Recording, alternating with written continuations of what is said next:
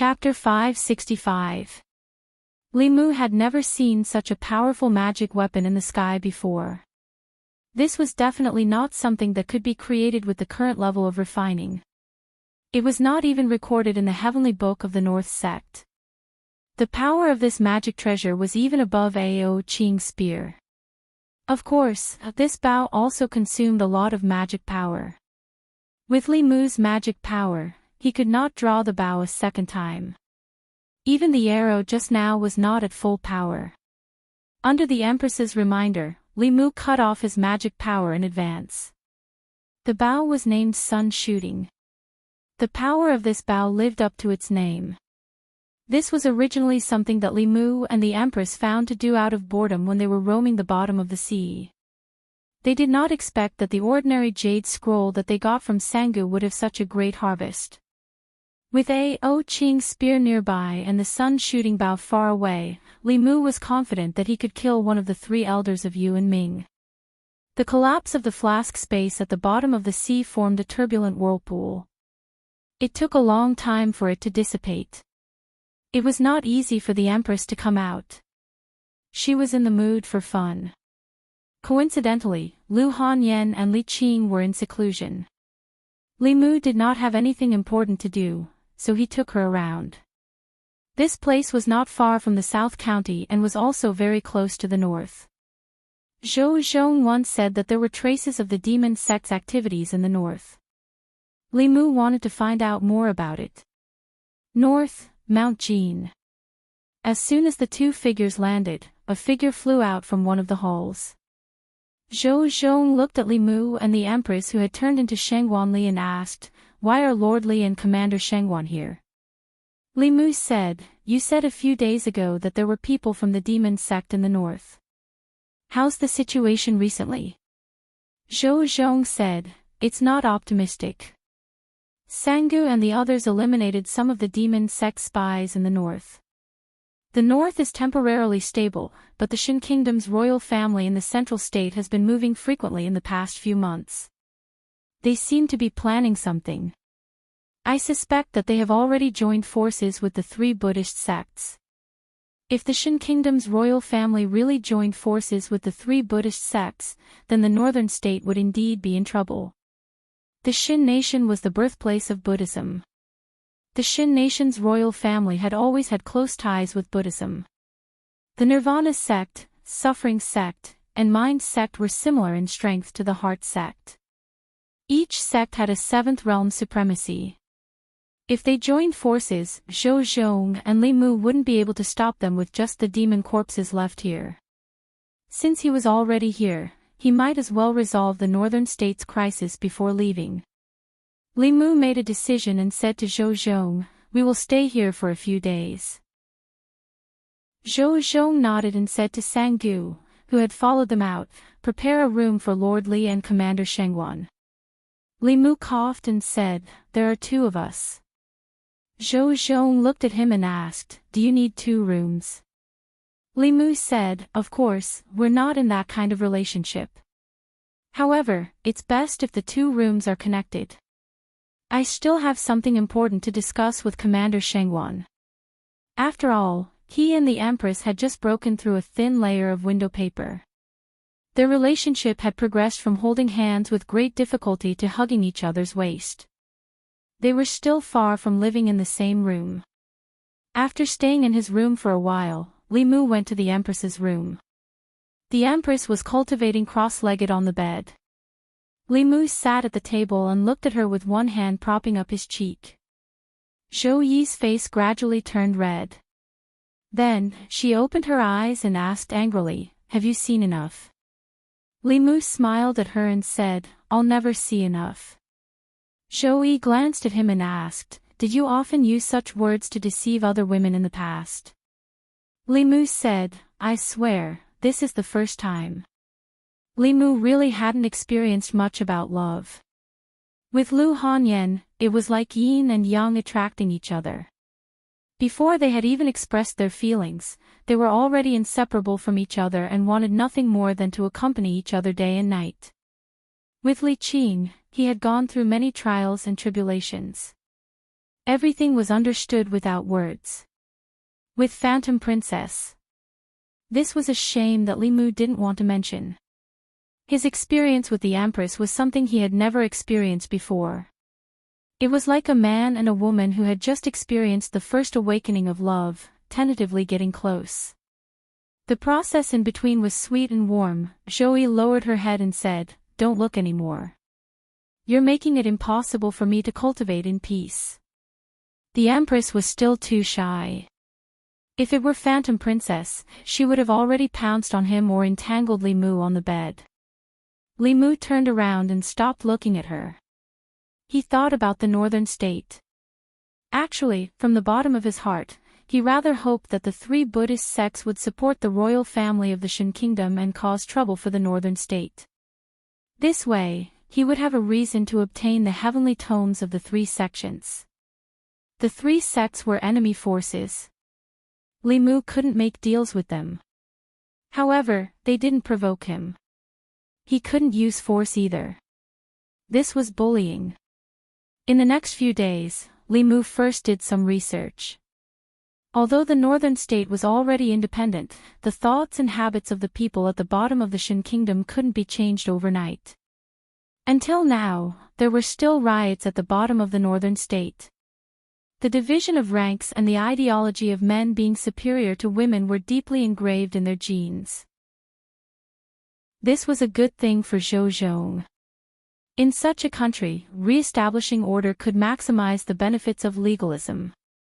Li Mu saw Zhou Zhong once and felt that he had become stronger. If the entire Shan Kingdom was under his control, transcendence might not be the end of his cultivation. Although legalism was a small group, if they had a suitable cultivation environment, their cultivation speed would be very shocking. At the entrance of a palace in Mount Jin, Wei Ping stood behind Zhou Zhong. He looked at the 2 rooms opposite him and shook his head. Why bother? Just prepare 1 room for them. They're together all day anyway. Zhou Zhong put his hands behind his back and said, "Maybe they have a lot of national affairs to discuss." In the room, after a few days of getting along with each other, the relationship between Li Mu and the Empress finally progressed further. The 2 sat by the bed and looked at each other. Li Mu pursed his lips. Zhou Yi blushed and then slowly closed her eyes. Li Mu took a deep breath and slowly approached her. Just as their lips were about to touch, Zhou Yi's eyes suddenly opened. Li Mu's movement stopped abruptly. He panicked for a moment. The next moment, he raised his head and looked through the window into the distance. A black line appeared in the horizon at the end of his line of sight. At the same time, Zhou Zhong, who was standing in front of a palace, also flew up. At the border of the northern state, countless figures flew over. In the room, Zhou Yi's body disappeared. When she reappeared, she was already in the air. A few black lines appeared on Li Mu's forehead. He and the Empress had been together day and night, and had cultivated their feelings for each other for several days. It had not been easy for him to pry open the Empress's heart. Just now, he had only been 0.01 centimeters away from the Empress's lips. Then, he was interrupted by these damned people. Li Mu looked at the horizon. Anger burned in his heart. In the sky, hundreds of figures flew over. Their target was Mount Jin. At the very front of the crowd was a bald man with countless blood-red runes drawn on his head. He looked a little demonic as he reclined on a white jade chair. On his left and right, there were 2 women in his arms. The bald man's hands roamed over the 2 women's bodies. A young man in luxurious robes stood respectfully behind him. He said in a flattering voice, "Once we exterminate the rebels of the northern state, we will choose even more beauties for the imperial preceptor." At the front of the crowd were 3 old monks. The 3 of them stood on lotus platforms with their eyes closed. It was as if they did not want to see the lewd scene on the chair. These people were extremely fast. They soon approached Mount Jin. Sangu was already floating in the air. When he saw the 3 old monks from afar, his expression changed drastically. he said in horror, 3 supremacies. The battle had not started, but he was already in despair. The Shin Kingdom's imperial family had actually invited 3 supremacies. 3 7th realm Buddhist powerhouses. In addition, there was the powerhouse on the white jade chair whose aura was not inferior to the 3 supremacies. His life was going to end today. After careful observation, he recognized that the man on the chair was the great elder of the Demon Dao's Hehuan sect. The Hehuan sect was notorious in the southern states. The Shin Kingdom's imperial family had actually invited him. The bald man lay lazily on the chair and looked down. He did not care about Zhou Zhong, Sanggu, and the others at all. However, when he glanced at the other young lady, his eyes suddenly lit up. He violently pushed the 2 women beside him away and flew straight to the young woman. His voice echoed in everyone's ears, "What a beautiful woman. Why don't you follow me?" At this moment, the space beside the young woman fluctuated. A young man appeared. The young man's expression was very ugly. A simple bow appeared in his hand. He pulled the bowstring and shot an arrow. A golden arrow pierced through the air and left a black mark in the void. It was the mark of space collapsing. The bald man did not even have time to think before the arrow pierced through his body. Boom! His body exploded. His limbs flew everywhere and were swallowed by a black hole that appeared where he was.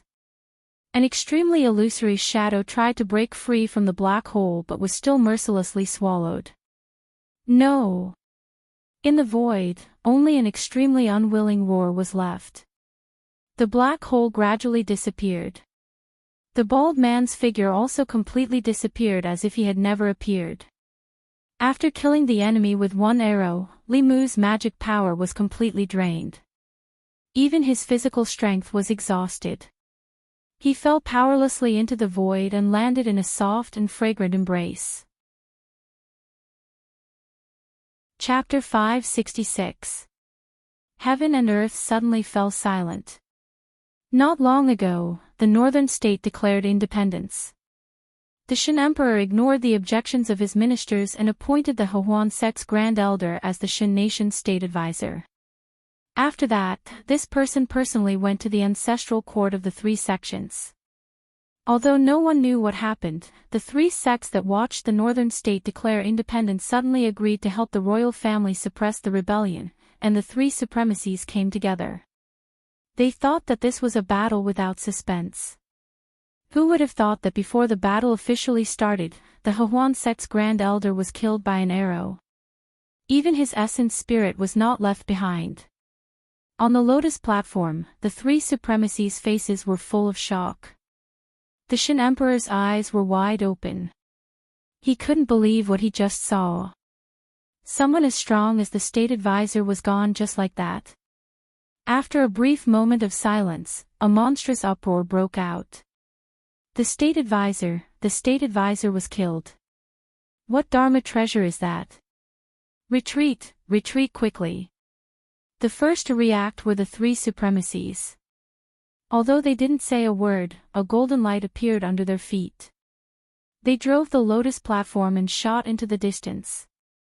If that bow could kill the Hehuan sect's Grand Elder, it could also kill them. But someone didn't want them to do so.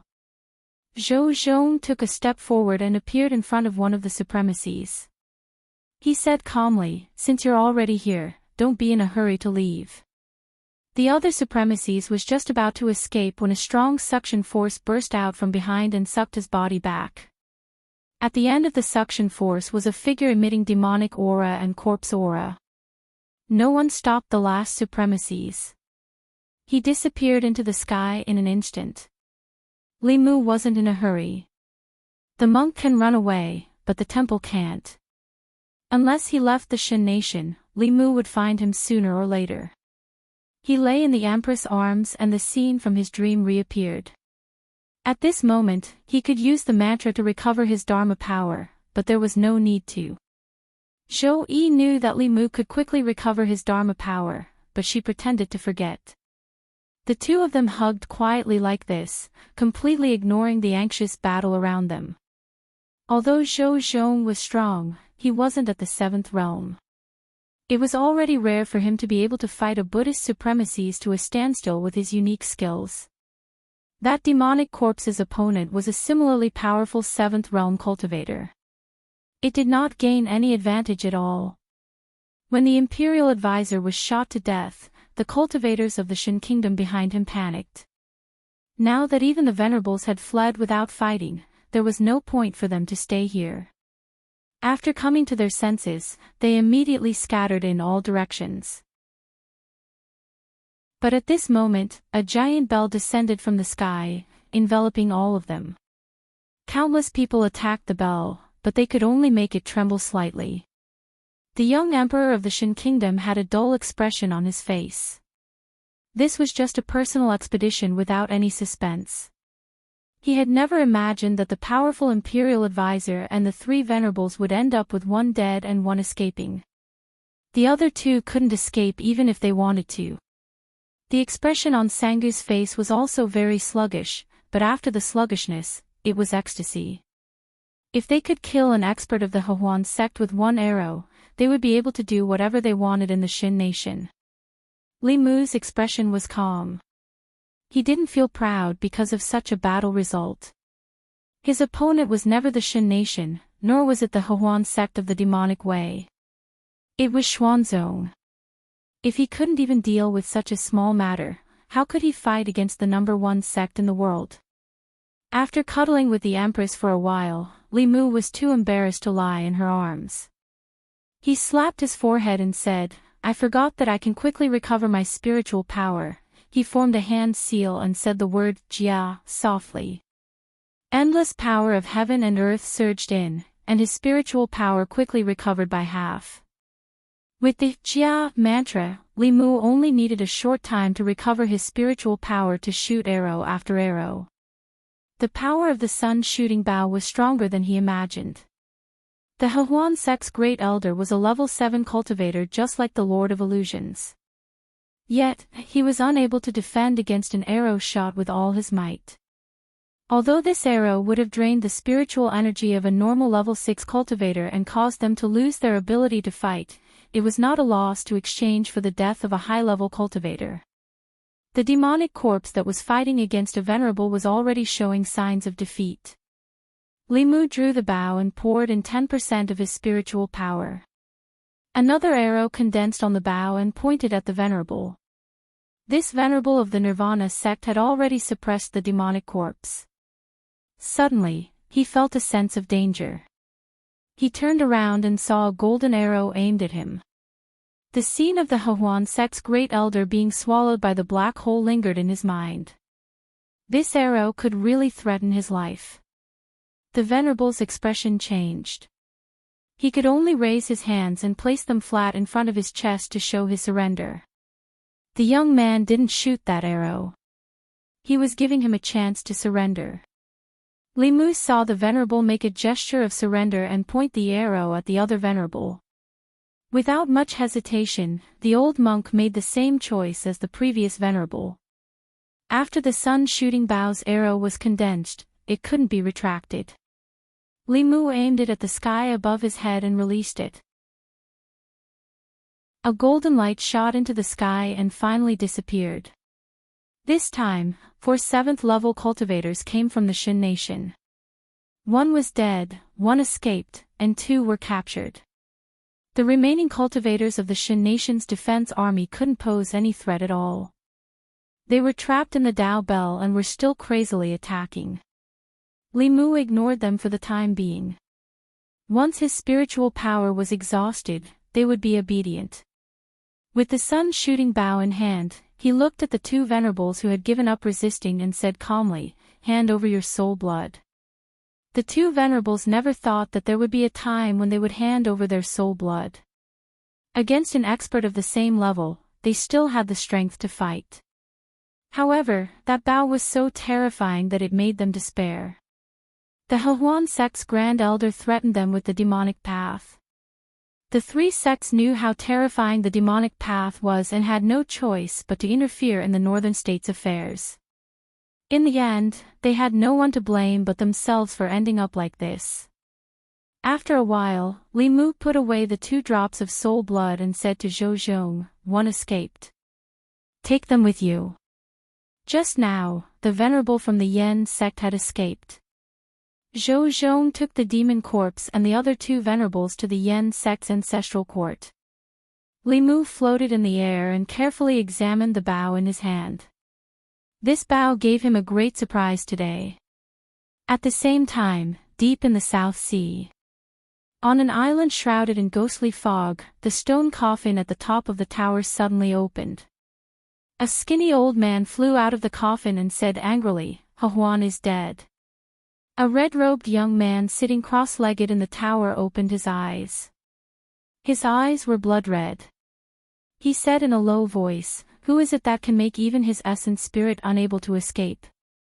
The skinny old man said coldly, "I'll go and see for myself." He took a step and was already outside the tower. When he lifted his foot again, he appeared on the sea 100 miles away. Not long after, the space on the shore of the South Sea fluctuated and the skinny old man's figure appeared. He had just lifted his foot but was unable to take a step forward. On the beach not far ahead stood an old man. The old man was stooped and his face was full of spots. He did not have many strands of hair and looked like he was about to die.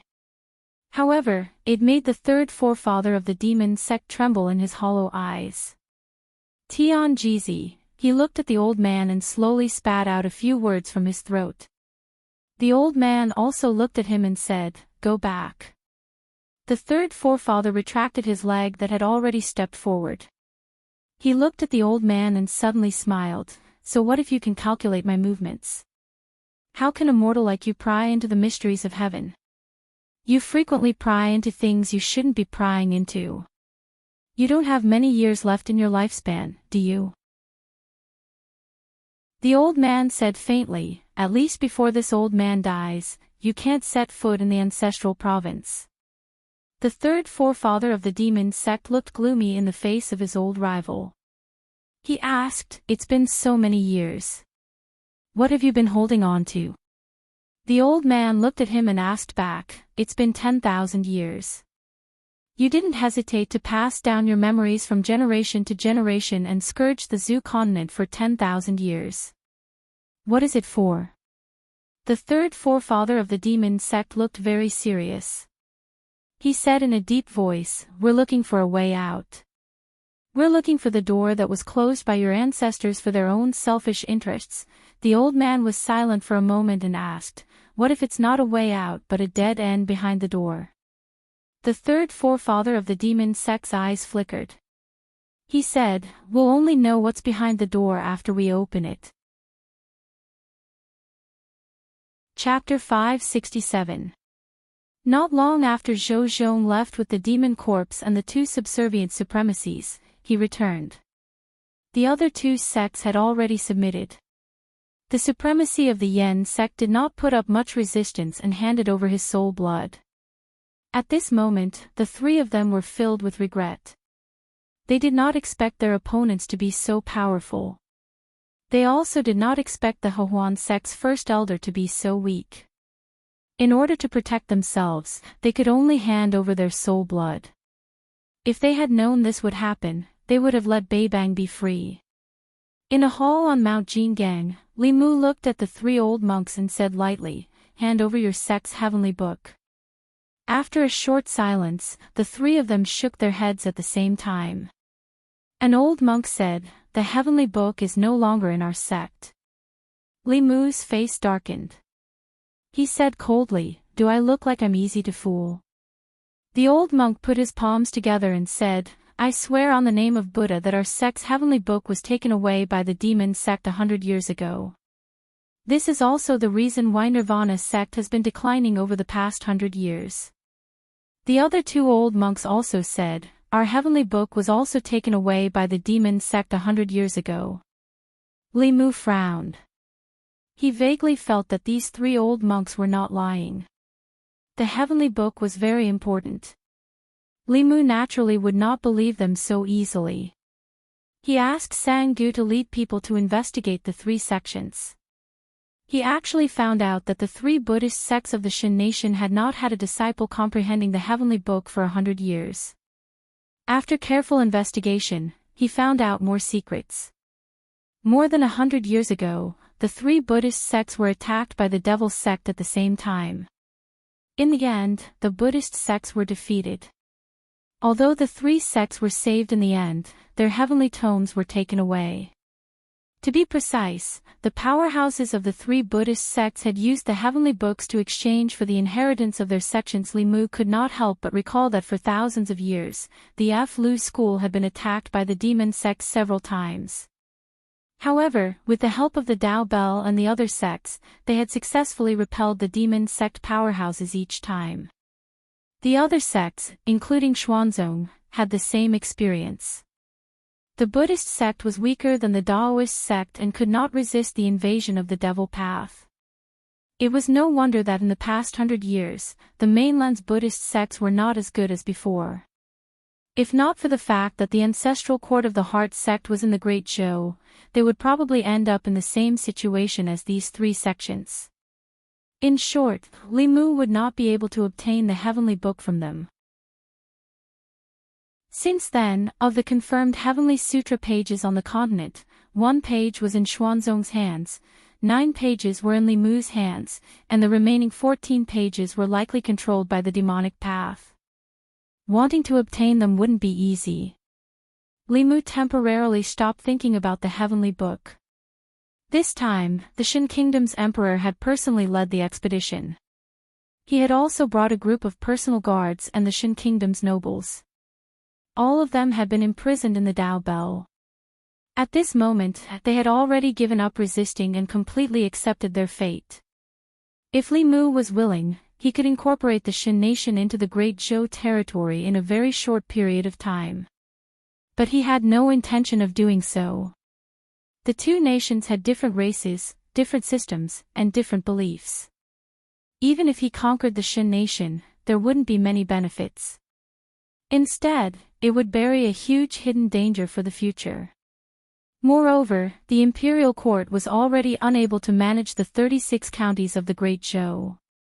If they added the Shin nation, they might not be able to manage it. Yesterday, a tsunami had occurred in the South Sea without warning.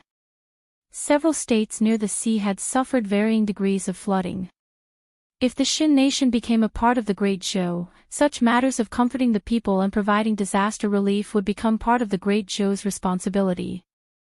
If the Shin nation was in trouble, the Great Zhou would have to waste money and manpower. Even if the imperial court agreed, the people might not agree. It was better to hand the Shin nation over to Zhou Zhong. He could use the Shin nation to advance, and the Great Zhou would no longer have to worry about the south. It could be said to be the best of both worlds. Li Mu also planned to build state temples in the various states of the Shin nation. There were many people in the Shin nation. Even if each person's psyche power was very small, when gathered together, it would be very considerate. Connecting these state temples with the Great Zhou's ancestral temple could accelerate the formation of the emperor's qi. However, the more than 20 states of the Shin nation had always been independent. It would not be easy to complete this plan. For a long time to come, what they needed to do was to subdue the various states. With Zhou Zhong's current power, it was only a matter of time before he completely integrated the Shin nation. The situation of the Shin nation had been settled. There was no need for Li Mu and the Empress to stay here. He used a sound-transmitting ritual implement to ask Xian Jizi. The 2 women were still in seclusion. The time it took for high-level cultivators to break through to the next realm varied from person to person. There was no pattern to it. Some people's fateful encounters would allow them to break through to the next realm in an instant. Some people needed days, months, or even years. Lu Hanyan and Li Qing should not need that long. Judging from the effects of the pills they had taken, it would take them at most 3 months to completely refine the effects of the pills. When he and the Empress returned to Shindu, Shang Wanli had already successfully broken through to the next realm. Mr. May was still in seclusion. The saint-level pills could only greatly increase the probability of breaking through to the next realm. Whether or not the cultivator could break through to the next realm depended on themselves. Without Mr. May, Li Mu, and the Empress were of course more at ease. They could draw together in Changle Palace. In the name of discussing state affairs, they could dismiss the guards and maids, stroll in the imperial garden and admire the flowers. Or they could change their appearances and eat a bowl of noodles at a roadside noodle stall, fly a kite together, and watch the sunrise and sunset together. However, Shang Wanli's existence often disturbed their plans to spend time together. Because Cheng Axayan was always with the Empress, she had already been sent to a few dry counties to make rain. She would not be back for at least half a month.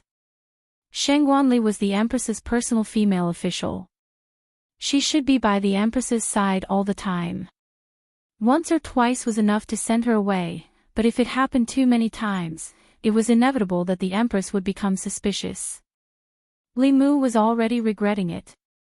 If he had known earlier, he would have cut corners in her pill. If the effect of the pill was not so good, she might still be in seclusion now instead of being the third wheel between the two of them. In Changle Palace, Li Mu was reading a booklet. Zhou Yi was drawing. Shang Wanli stood behind her, waiting for orders. Li Mu and Zhou Yi looked at each other and instantly understood each other's intentions. Zhou Yi coughed softly and said, "Ali, go to the National Treasury and check if there are any more pills, fulu, and the like. If there are not enough, let the Ministry of Revenue go to the shops of the various sects to buy more." A trace of doubt appeared in Shang Wanli's eyes. These small matters were all handled by specialized officials. There was no need for her to go at all. Moreover, the Empress had never liked these complicated affairs of state. Why was she so concerned about these matters recently? The day before yesterday, she had gone to the Department of Worship to supervise the offerings.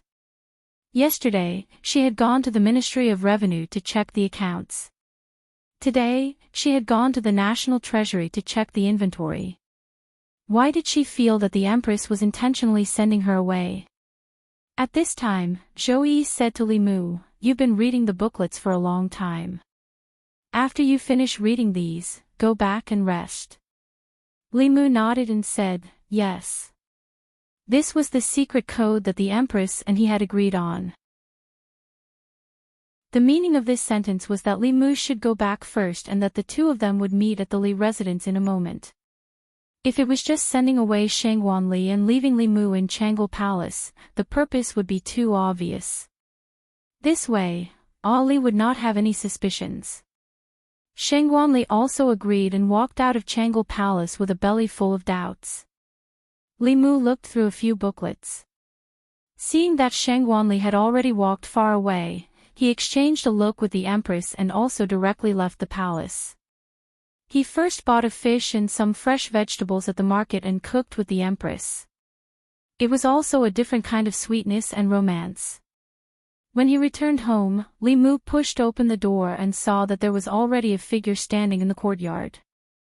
Towards these kinds of things, she was always more impatient than he was. He walked over and hugged the Empress who had turned into Shang Wanli from behind.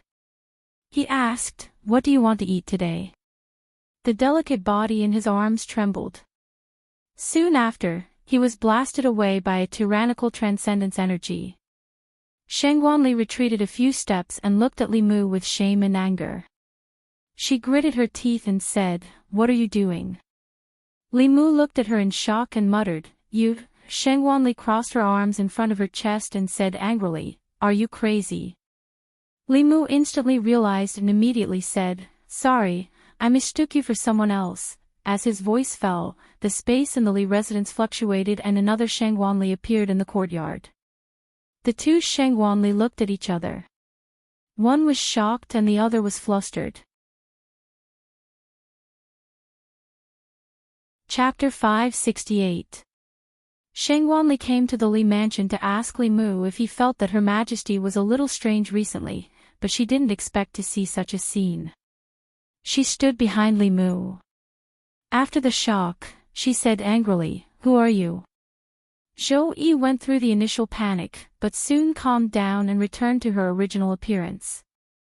Seeing the familiar figure, Shangwanli trembled and said in disbelief, "Your Majesty." She was full of doubts.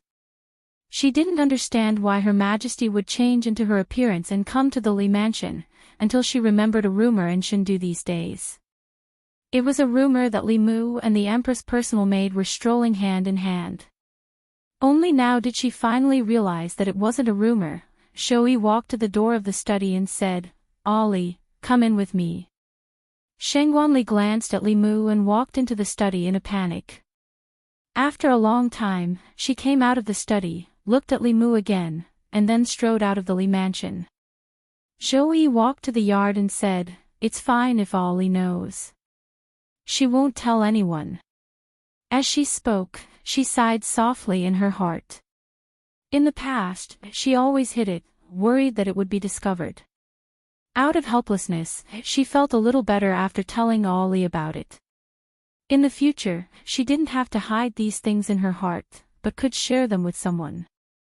Li Mu also felt that this was a good thing. At least he didn't have to hide from Ali in the future. However, he always felt that since Li Mu knew about this, the way Ali looked at him was a little strange, as if Li Mu had stolen something important from her. Li Mu could understand her on this point. After all, as the Empress' personal maid, she was the only one who was favored. Now that the Empress's favor was given to him, it was inevitable that she felt disappointed. Just like Li Mu didn't want her to compete with him for favor in the past. Since leaving the Zhou family, the Empress had no relatives. Ali and Mr. Mei were the closest people to her, just like her family.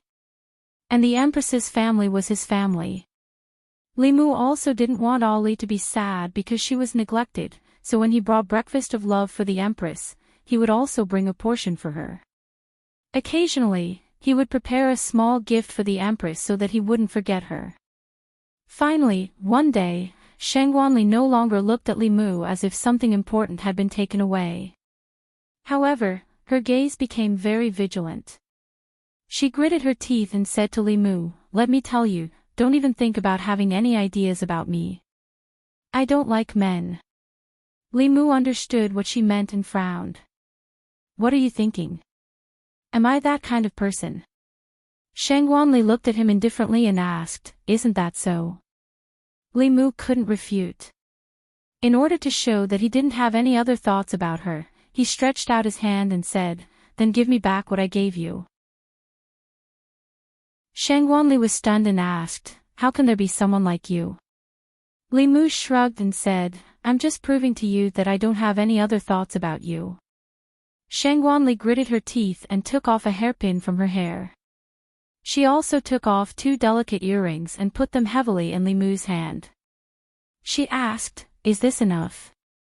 These women's accessories were given to her by Li Mu when he gave the Empress gifts. Li Mu put them away and said, "You also ate my breakfast many times." Shangwanli's face darkened and said, "I will give it back to you." Li Mu continued, "You also took my breakthrough pill."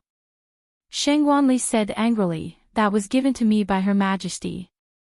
Li Mu waved his hand and said, "All right, that doesn't count." Shangwanli left in a huff. Not far away, Zhang Chun and Prince Shou, who were leaning on the white jade railing in front of the square, shook their heads at the same time. Zhang Chun said with a face full of indignation, "How can someone like Lord Li be surrounded by beauties?" King Shou glanced at him and said, "You don't understand.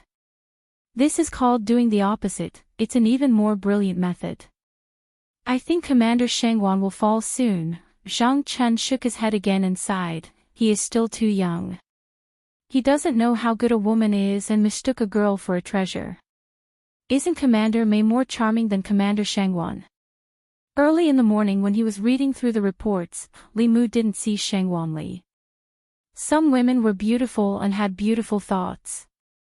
Li Mu couldn't even take care of his own family matters, so how could he have any thoughts about her? He was reading a few reports when suddenly, footsteps came from outside the hole. Shangwanli walked in with a bowl in her hand. She put the bowl in front of Li Mu and said, "This is back to you." Li Mu looked at the black thing in the bowl and raised his head to look at her and asked, "Is this what I gave you?" "Even if I gave it to Qing Xian wouldn't eat it." Shangwanli took a look at the bowl, picked it up and left silently. Not long after, a busy figure appeared in the imperial kitchen. The imperial chefs didn't know what was going on. Commander Shangwan, who was of noble status, actually began to practice her cooking skills. This caused countless people to speculate. Many people thought that she should have someone she liked. A gentleman would die for someone who understood him, and a woman would dress up for someone who liked her. It made sense that Commander Shangwan, who only knew how to fight and kill, would practice the skills that ordinary women should have for someone she liked. In the Changle Palace, Li Mu put down the report in his hand. He breathed out a mouthful of turbid air and stretched his body. Recently, all kinds of things were developing according to his plan. With the participation of the 5 Taoist sects and the aristocratic families of the southern countries, the operation of the Wishing Lane was completely on the right track. It became the largest cultivation market on the Zhu continent, attracting cultivators from all over the world. The imperial court profited greatly from the market. The treasury was quickly filled, and they could attract more and more powerful worshippers. There was also good news from Yingzhou. The southern army found several mineral veins in the miasma of Yingzhou, including a small spiritual jade mine. They didn't need much help from the imperial court. They could be self-sufficient and even subsidize the imperial court. In the Shan Kingdom, Zhou Zhong replaced the royal family of the Shan Kingdom with iron and blood. Aragu, who was born a pariah, became the nominal emperor of the Shan Kingdom. Although there was fierce opposition from the nobles, under the strong suppression of Sangu and the 3 sects, the voices of opposition in the country disappeared without a trace. As for the sects that actually controlled the various states, there were no top-level powerhouses in them. After several transcendent powerhouses came to visit, they could only choose to submit. In the imperial palace, in the ancestral temple of the Great Zhou, there was a bronze cauldron. Inside the cauldron, there was a thick golden line that extended to the giant cauldron in the center of the ancestral temple. The golden dragon in the giant cauldron was much stronger than when Li Mu first saw it. The golden light on its body was even more dazzling. Only the dozens of scales on its tail were slightly dimmer. When these scales completely turned from dark gold to gold, it would be the time when the Emperor Qi matured. Li Mu walked out of the ancestral temple. Before he reached the Changle Palace, there was a sudden surge of aura from one of the palaces in the palace. Li Mu looked at the palace, and a trace of joy appeared on his face. His figure flashed, and he was already in front of the palace. Mr. Mei walked out of the palace. His aura was restrained, and he looked a few years younger.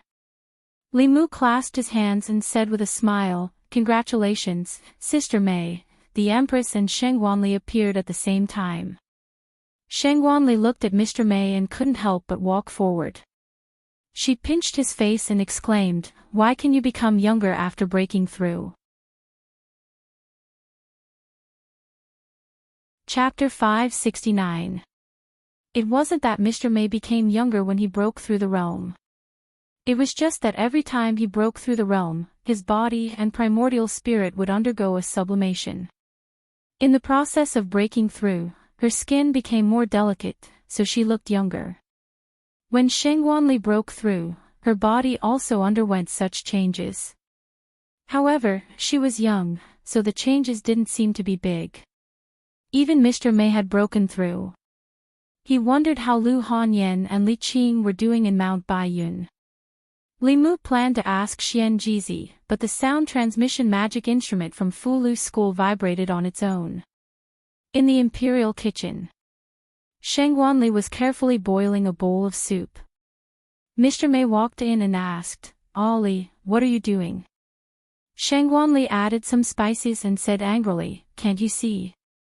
I'm spooning." Mr. May asked curiously, "When did you become interested in these things?" Shangwanli said lightly, "Recently." Mr. May picked up a spoon and reached for the bowl.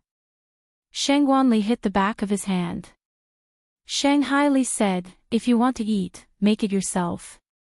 It's not for you." Mr. May asked curiously, "Then who is it for? Is it for His Majesty?" Then she denied this conjecture. If it was given to His Majesty, Ali would definitely be happy, and not have this expression of someone who owed her a huge debt, as if she wanted to spit in the soup. She thought for a moment and asked suspiciously, "Is it for Li Mu?" Shangwanli hated Li Mu so much that her teeth itched. Not only did he take His Majesty away from her, but he also treated her like that. However, she couldn't tell Sister May about this, even if she was one of the closest people to her. Her expression was calm as she said indifferently, "It's nothing. The reason why we were able to break through was because of him. I originally wanted to return the favor and thank him, but he didn't seem to lack anything, so I cooked for him as a token of my appreciation." Lord May thought for a moment before nodding. "That makes sense. Then shouldn't I thank him as well?"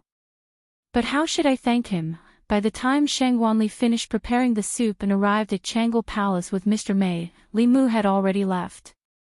Mr. May looked around, walked to the front of the hall, and whispered to Zhou Yi, "Your Majesty, where is Li Mu?" Zhou Yi's tone was somewhat resentful as he said, "His wife has made a breakthrough in her cultivation and returned to Mount Baiyun." Mr. May looked at Queen in surprise.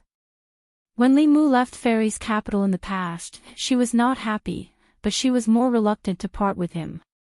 This time, however, she was more upset. She was sure that something must have happened while she was in seclusion. When she was patrolling the palace with Shangwanli, she asked, "Did something happen between Your Majesty and Li Mu?" Shangwanli raised her eyebrows. She pretended to be calm and asked, "What happened?" Mr. May thought for a moment and said, "I don't know why, but I feel that Your Majesty is a bit strange." "Not only Your Majesty, but you are also very strange." Shangwanli shook her head and said, "You're being paranoid. You're overthinking it, Mount Baiyun." Li Mu had just received the news from Xian Jizi and rushed back as soon as possible. Lu Hanyan and Li Qing successfully made a breakthrough in their cultivation on the same day and entered the Dongxian realm. Within 10 years, the ancestral temple had produced 2 strands of Emperor's Qi. They had hopes of reaching the Transcendence realm. During this time, thanks to the endless supply of pills, many low-level disciples of the school had made breakthroughs in their cultivation. The overall strength of the Fulu school had quietly risen to a new level. Li Mu took them back to his ancestral home in Yangqiu County to stay for a few days and reminisce about the past. Then, he took them to various parts of the Zhou continent. They left their traces in each of the 36 counties of the Great Zhou. They watched the sunrise in Yuntai County, watched the sunset in Hanyang County, skied on the snowy mountains in Jiangyin County, and rode horses on the grasslands in Yantai County. They experienced all the infinite sceneries of the Great Zhou. Eastern Sea, Yingzhou. On the east coast of Yingzhou, 3 streaks of light slowly flew over from the sea. These days, Li Mu took the 2 girls to experience the underwater world. They happened to be in Yingzhou, so they decided to go to Yingzhou to have a look. Although Yingzhou was large, it was not suitable for humans to live in. There were many monsters and poisonous insects. Apart from a few natives, there were no countries here. The headquarters of the Corp sect and the research organization of the School of Moism led by Mo Li were both in the hinterland of Yingzhou. Li Mu and the other 2 descended from the sky. When they approached a seemingly ordinary mountain, a few thick pillars of white light suddenly flew out from the mountain. The white light was extremely fast and carried with it a destructive force. If a transcendent realm cultivator was hit by this attack, they would probably die on the spot. Li Mu waved his hand to dispel these attacks. A few people flew out from the mountain. Lord Li. Stop the attack, it's Lord Li. They flew to Li Mu and bowed. Greetings, Lord Li. Li Mu landed in the middle of the mountain and saw a row of cannons extending outwards. The white light just now came from this row of cannons.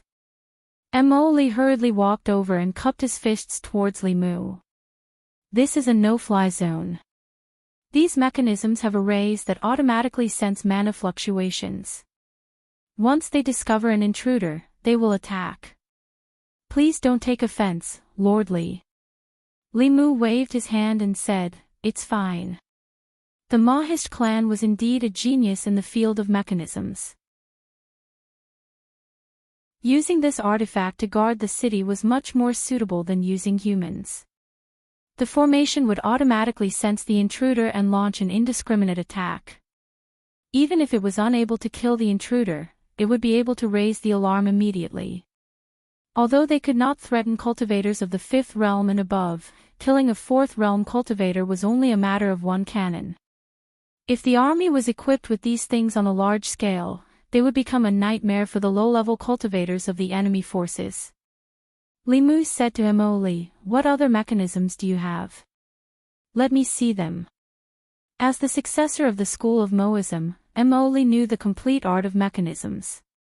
In the past, because he lacked manpower and financial resources, he could not display the school of Moism's mechanisms.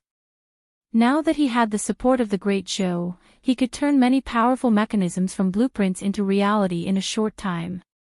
The self-defense cannon that Li Mu had seen was only one of them. Referring to Li Mu's suggestion, he had also successfully developed another mechanism. This mechanism was very similar to modern tanks in appearance. There was a formation carved at the bottom and it could be used on land and in the air. The entire mechanism was made from the hard materials used to forge artifacts. Although the cost of production was high, its defense was extremely strong. Even a 6th realm cultivator would not be able to break through it in a short time. As long as a 3rd realm cultivator controlled it simply and filled it with spiritual jades, it could become a killing machine. It only required one spiritual jade to kill low-level cultivators. It was also a fatal threat to 5th realm cultivators. Just from the price, the materials of a single mechanical tank could be used to forge many artifacts. If it were not for the Great Zhou's wealth, they would not be able to afford to mass-produce it. However, the advantages of this mechanism were also irreplaceable. It had the attack power of the 5th realm and above. As long as it had spiritual jades, it would never run out of mana.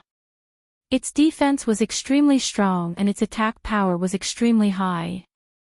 If there were tens of thousands of these mechanisms, they could raise a small country to the ground in an instant. They could also make Xuanzong disappear from the East Sea. Other than this kind of attack mechanism, the Mahist sect also had some small auxiliary mechanisms. Their voice transmission Dharma artifacts were unique. A mother box could have countless child boxes. The mother box could establish a connection with the child boxes. This way, Li Mu did not need to bring so many voice transmission Dharma artifacts. He only needed to hold a mother box and he could easily communicate with the person who had the child boxes. Li Mu asked Mo Li to prepare dozens of child boxes for him. He gave one to Lu Hanyan and one to Li Qing. When he returned, he would give one each to Wan Wan, Xiao Bai, Sister Mei, and Ali. After that, he imprinted the Fulu, formation, and artifact forging knowledge that Mo Li might use in a jade scroll. If he could comprehend it, there was still the possibility of improvement in the Mahist sect's mechanical arts. After leaving Yingzhou, Li Mu went to the fairies' capital with them. At the same time, in the demon nation of Life State, Hu Jiu led a few subordinates and floated on top of a mountain. She could not help but shiver when she saw the tragic situation below. In a cave abode on the mountain, a small demon clan was slaughtered. The demon nation was a place where the strong preyed on the weak. This kind of thing happened from time to time. However, since these small demon clans submitted to the Thousand Fox Nation, no matter how powerful the demon clans in the demon nation were, they did not dare to do anything to them. What was even more frightening was that this demon clan had died in a very strange way. There were no wounds on their bodies, but the blood in their bodies had been sucked dry. There was not a single drop left. They had all turned into dried corpses. There was still a look of horror on their faces. That was not all. Not only this small demon clan, there was not a single living thing within a 10-mile radius of the mountain. Whether it was the birds, the beasts, or the small demons in the mountain, they all seemed to have turned into mummified corpses at the same time. The mountain was dead silent. Hu Jiao and the other demons could even hear their own breathing. An extremely strange atmosphere was spreading among them. Chapter 570. In the past month, the entire Yao Nation was shrouded in a horrifying atmosphere. In the territories of Qinhu Nation, Tianlang Nation, Xian Snake Tribe, and Flying Bear Tribe, a number of shocking incidents happened. More than a dozen small and medium-sized Yao tribes were slaughtered overnight. These demon clan members had died a horrible death. All the blood in their bodies had been sucked dry, leaving behind only withered demon clan corpses. What was even more terrifying was that not only were the demon clan members slaughtered, but even the demon clan members nearby that did not have any intelligence were also sucked dry. This incident caused the entire Yao Nation to panic. Qinhu Nation, in the cave abode on the highest peak. The Blue Wolf King's face was pale as he muttered, "Demonic path, it must be the demonic path. This is the method of the demonic path." That elder of the demonic path did the same to heal himself. The Lord of Illusions narrowed his eyes and said in a low voice, "The elders of the sage sect are inhumane. We can't let this go on. Absorbing so much blood essence at once, I'm afraid someone is using it to cultivate the demonic art. If we let him go, he will become stronger and more difficult to deal with," the Blue Wolf King said. "If it's really those people, we're no match for them. If we want to kill an elder of the sage sect, I'm afraid we'll have to call that bear and that snake together." The Lord of Illusions looked out of the cave abode and said, "Looks like it's time to go to Tianshan Mountain and the Snake Swamp." In the extreme north of the Yao Nation, on an ice field. The vast northern territory of the Xing continent was the territory of the Tianshan Bear tribe. The climate here was extremely cold, and the land was covered in snow all year round. Stepping into the northern ice field, all one could see was white.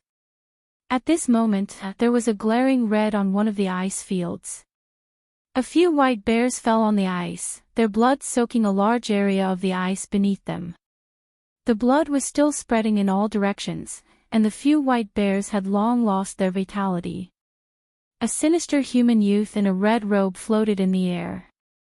Looking at the blood on the ice, he licked the blood at the corner of his mouth and whispered, "The blood of a familiar expert." He took a deep breath, and the blood under the ice gathered toward him, forming a river of blood that merged into his body. The young man shuddered. His aura grew stronger, and his face regained some color. The white bears on the ice had all turned into shriveled corpses. The young man looked at the abnormally strong corpse of a giant bear. With a wave of his hand, the bear corpse disappeared.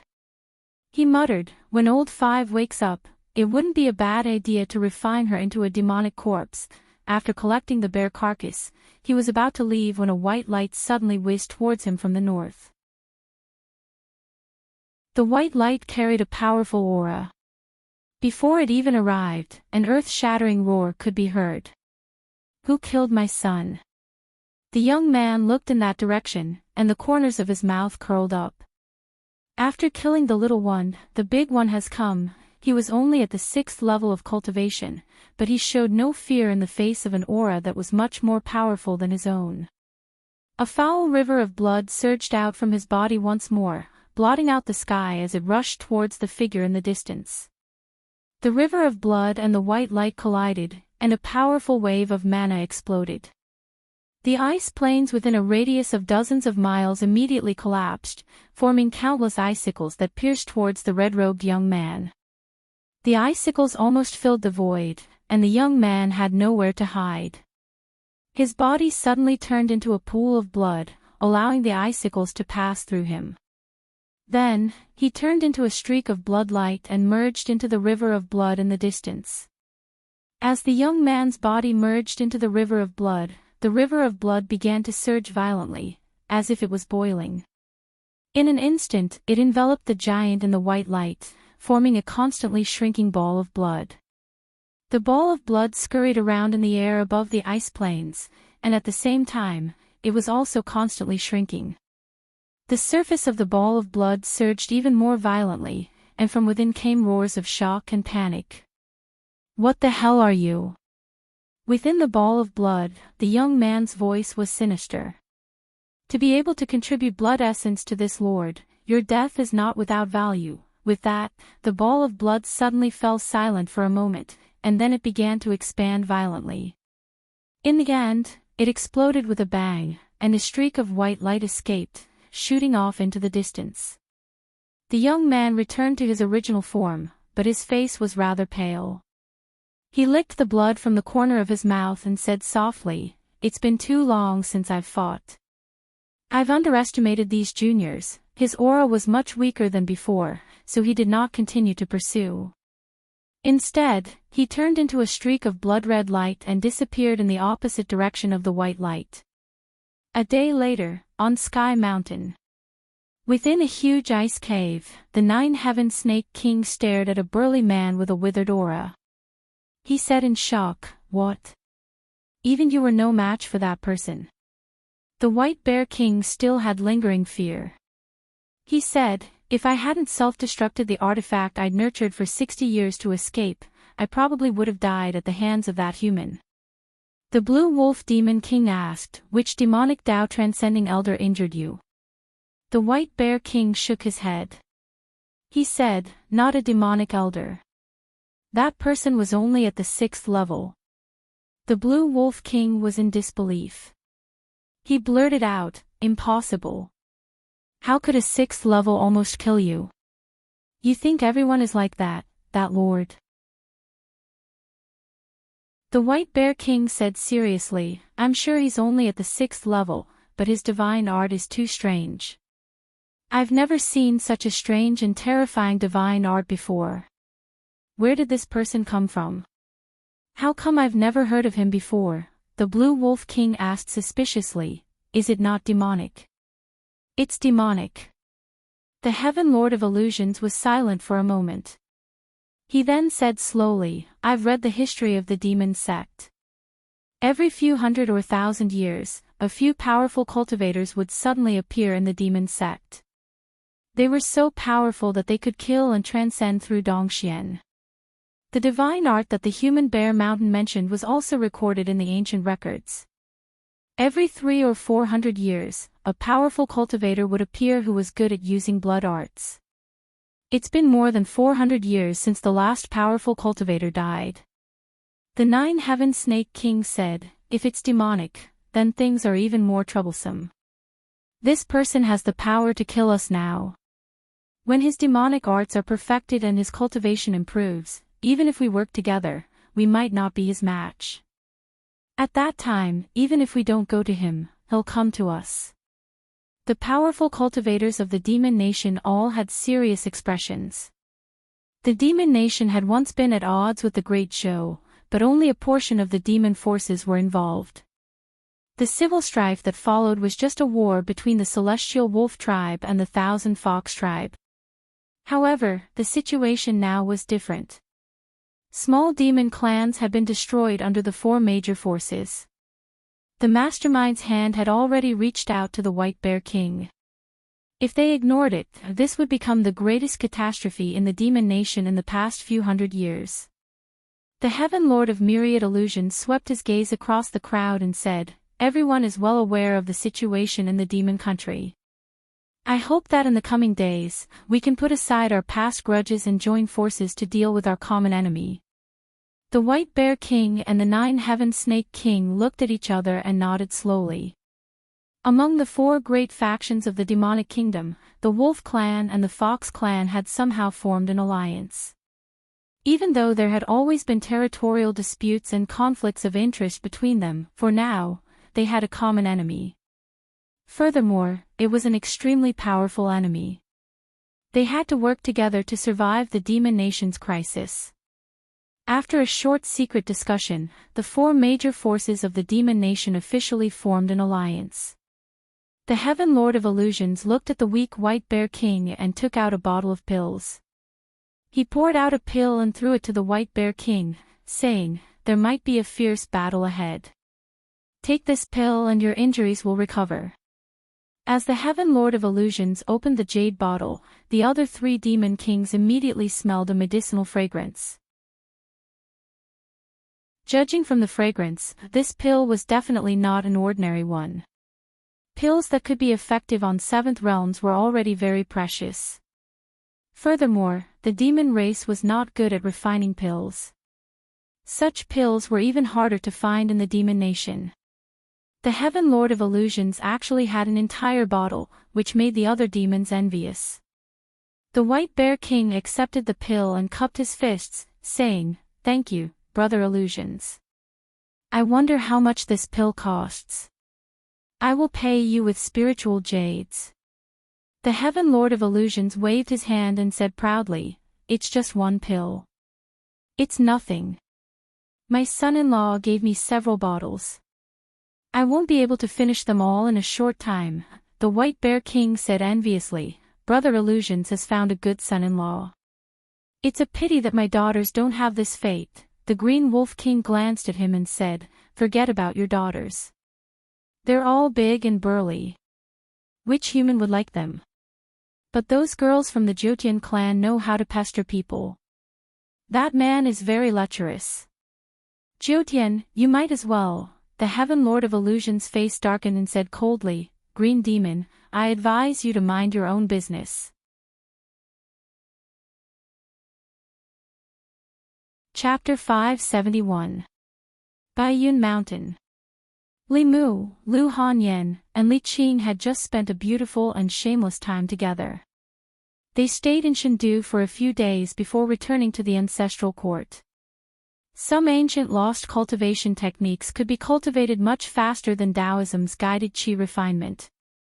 Li Mu had already cultivated Ao Qing's secret dual cultivation technique for some time. Often, one night was equivalent to 10 days of qi refinement. Ao Qing was able to cultivate to the 9th realm because of his cultivation technique. It was also inseparable from his huge harem. This cultivation technique was originally very suitable for the dragon race. It could not only satisfy the dragon's lustful physiological needs, but it was also a top-notch cultivation technique. Speaking of which, it seemed like it was tailor-made for Li Mu. However, in these 2 days, Li Mu could cultivate qi refinement in an honest manner. After Lu Hanyan and Li Qing's cultivation broke through, their status was promoted from core disciples to first seats. In the 6 sects, any disciple whose cultivation reached Dongxian could occupy a peak independently and recruit disciples. Yuzhen had already transcended. Baiyun Mountain was left to Lu Hanyan to manage. Li Qing was the head disciple, and her cultivation had reached Dongxian. She also had the qualifications to open a peak. She was originally a disciple of Xian Peak. After her promotion, Xian Peak's first seat, Yu Quanzi, relinquished his position and completely handed over Xian Peak to her. The Talisman Pi sect used to recruit disciples once every 4 years. After taking over the Talisman Pi sect, Li Mu changed this rule. The Talisman Pi sect and the Mysterious sect were on par with each other in terms of high-level combat strength. However, the gap between the two sects in terms of low-level disciples was too huge. If the Talisman Pi sect still used the previous rule, it was unknown when they would be able to catch up with the Mysterious sect. Fulu's school didn't cooperate much with the imperial court in the past.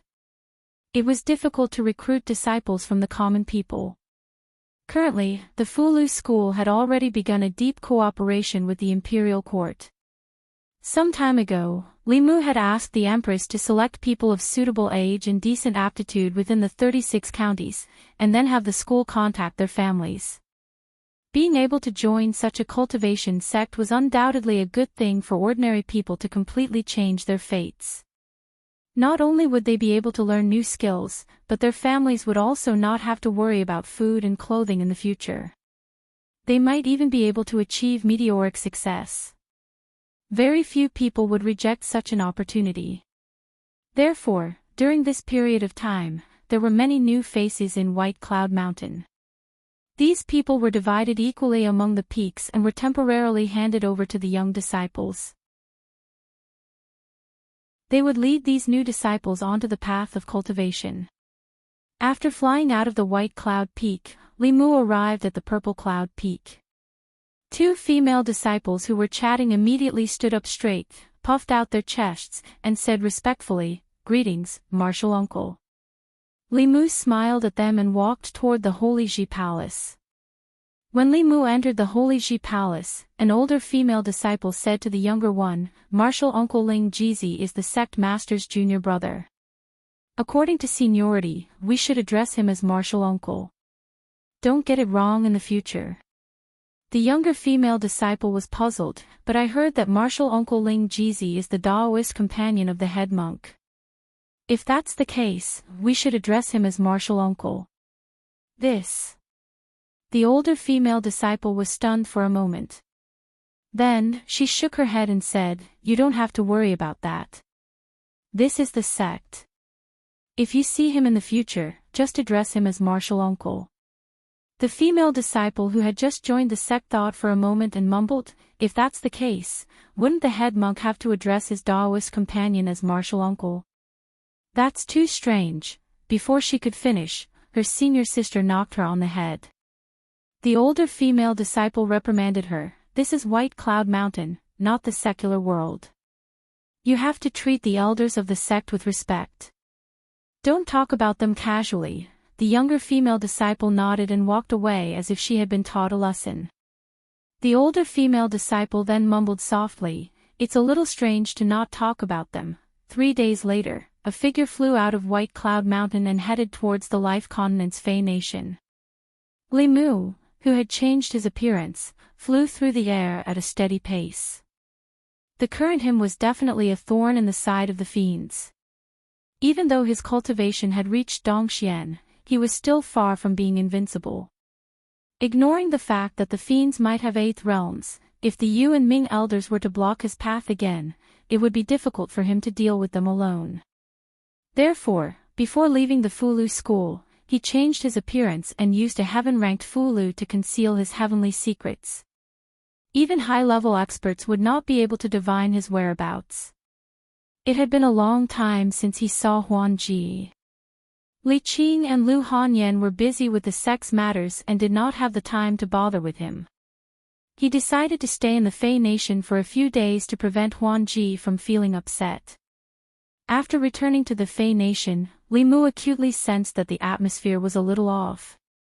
In the past, the Fey Nation was filled with demonic energy. Some greater demons did not even bother to conceal their auras. Their auras soared into the sky and could be sensed from far away. However, at this time, Li Mu was flying above the Fey Nation. All he could feel was a deathly stillness. There was not a single strand of demonic energy that soared into the sky. Some lesser demons were doing their best to conceal their demonic energy and were hiding in their caves. The atmosphere was very strange. If there was only one place, then it would be fine. But after flying for 1,000 miles, he had encountered such strange situations all the way. He could not help but feel suspicious. A few hundred miles ahead was the Thousand Fox Nation. Li Mu wanted to increase his speed, but he suddenly sensed an abnormal aura. He sniffed and smelled a faint scent of blood. This blood aura was extremely faint, but it gave Li Mu a very uncomfortable feeling. He was bewildered as he followed the blood aura and finally came to a valley. In the valley, there was a blood lake. The blood lake was surging and countless dead demons were drowning in it. The water and blood in their bodies seemed to have been sucked dry, leaving only withered corpses floating in the blood lake. A young man in a blood-red robe sat cross-legged in the center of the blood lake. Wisps of blood mist rose from the blood lake and were absorbed into his body. Heretical cultivation. This bloody purgatory scene made Limu's stomach churn. A thought immediately arose in his mind. There were countless paths of cultivation. There were righteous paths that relied on one's own efforts to cultivate. There were also evil paths that coveted shortcuts and harmed others to benefit oneself. Heretical cultivation was something that everyone had the right to punish. Although this was the Fey Nation and this person was killing demons, this was already the territory of the Thousand Fox Nation. He was killing the demons under Phantom Princess and Limu. Just as Limu thought of this, the young man sitting cross-legged in the center of the blood lake seemed to have sensed the intruder. His closed eyes suddenly opened. Two beams of blood-red light shot out from his eyes and headed straight for Limu. Limu formed a seal with one hand and a silver array appeared in front of him. In the next instant, the blood-red light shot onto the array. The array that Limu had formed at the last minute collapsed and the two beams of blood-red light also dispersed. The young man in the center of the blood lake slowly stood up and stared at Limu with a greedy gaze. He stuck out his scarlet tongue and licked his lips. His voice was soft and feminine. I didn't expect such a powerhouse to come to me. Limu looked at the blood-robed young man and his gaze turned serious. This person's aura was around the middle stage of the sixth realm. However, the threat he posed was even greater than the Yu and Ming elders. What shocked him even more was that this person was about the same age as him, but his cultivation level was much higher than his. After all, Limu had relied on his own efforts to achieve his current cultivation level. The willpower of countless people in the divine capital, the inheritance of the Dragon King, and the countless opportunities he had encountered during his cultivation journey. How did this person, who was about the same age as him, cultivate to be able to suppress him in terms of cultivation level? The heretical cultivation clearly did not want to let Limu go. Before Limu could think further, the blood river in the valley had already surged up. The huge waves seemed to want to swallow Limu whole. Thousands of sword shadows appeared behind Limu and sank into the blood river. Then, they exploded. Countless holes appeared in the blood river, but they gathered together in the next instant. The young man's eyes were filled with disdain. Limu frowned slightly. He had not fought with the heretical cultivation many times. These heretical supernatural powers were more difficult to deal with than he had imagined. With another thought, a gust of wind blew behind him. The gust of wind mixed with raindrops blew the blood river away. This time, it was the young man's turn to frown. He said in a low voice, "Call the wind and summon the rain." You, a human, know this supernatural power. Those old fogies of the dragon clan did not chase after you. As he muttered to himself, his figure disappeared from where he stood. A blood shadow went straight for Limu. The Qingxian sword in Limu's hand flashed with countless streaks of lightning as it slashed across the sky. The blood shadow was sliced into two halves before quickly fusing back together. The evil cultivator's hands turned into two blood blades as they slashed towards Limu. Golden light flashed on Limu's body and a golden armor appeared. The blood blades slashed at the golden armor. Limu's figure retreated quickly, and the blood shadow was also sent flying. In order to avoid exposing his identity, Limu did not use the protection of the Dao Bell, nor did he use Ao Qing's spear. He was confident that he could deal with any cultivator of the same level with his supernatural powers. The two figures had just separated when they charged at each other again. In the next 15 minutes, the sky was filled with the light of supernatural powers. Mountains collapsed one after another.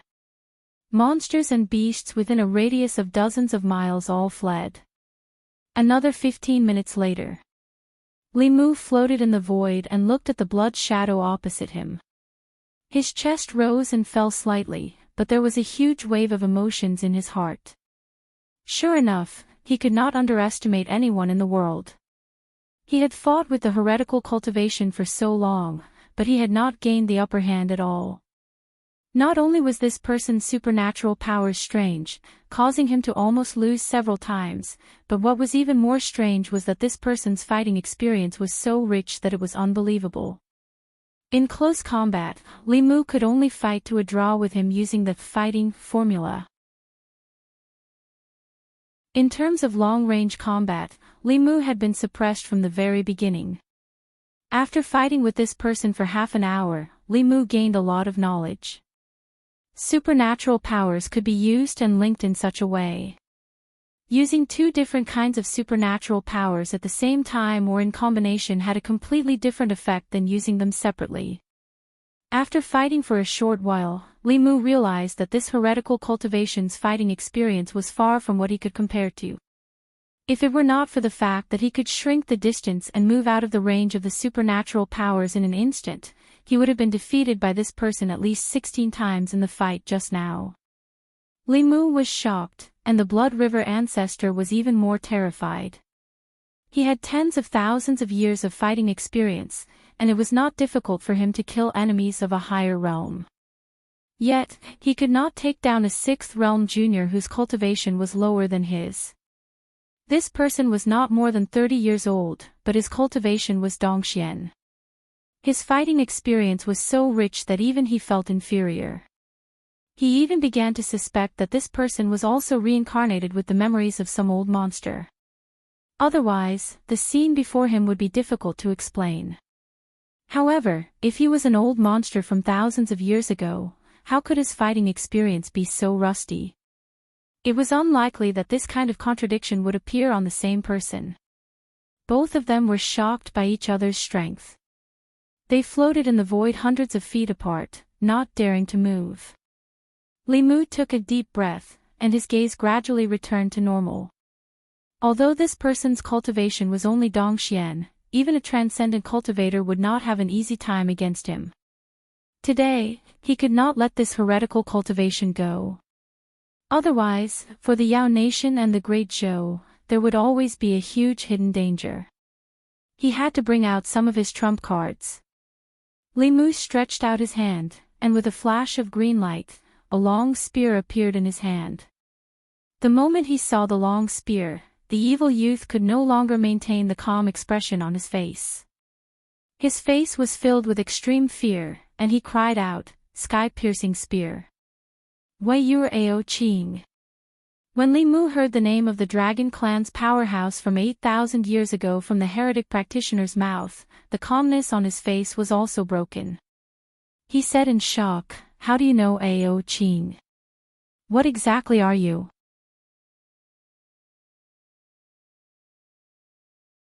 Chapter 572. Ao Qing had already been dead for 8,000 years. Even the dragon race had forgotten about him. Yet, there was someone who could recognize his weapon and call out his name. As Li Mu thought about this, he felt a chill run down his spine. He didn't know that this spear was originally called Heaven Breaker. When he saw that iconic spear, fear surged from the depths of his memories, causing the nefarious youth to tremble. However, he soon realized something. As he looked at Li Mu, he was overjoyed. He blurted out, "So it's you." Li Mu became even more vigilant. He asked, "Do you know who I am?" The nefarious youth coldly snorted and said, "The future headmaster of the Fulu school, the favored minister of the Empress of the Great Zhou, the imperial advisor and empress of the Thousand Fox Nation." "Li Mu, do you think you can hide from me just because you've become a bit uglier?" Li Mu's gaze turned cold.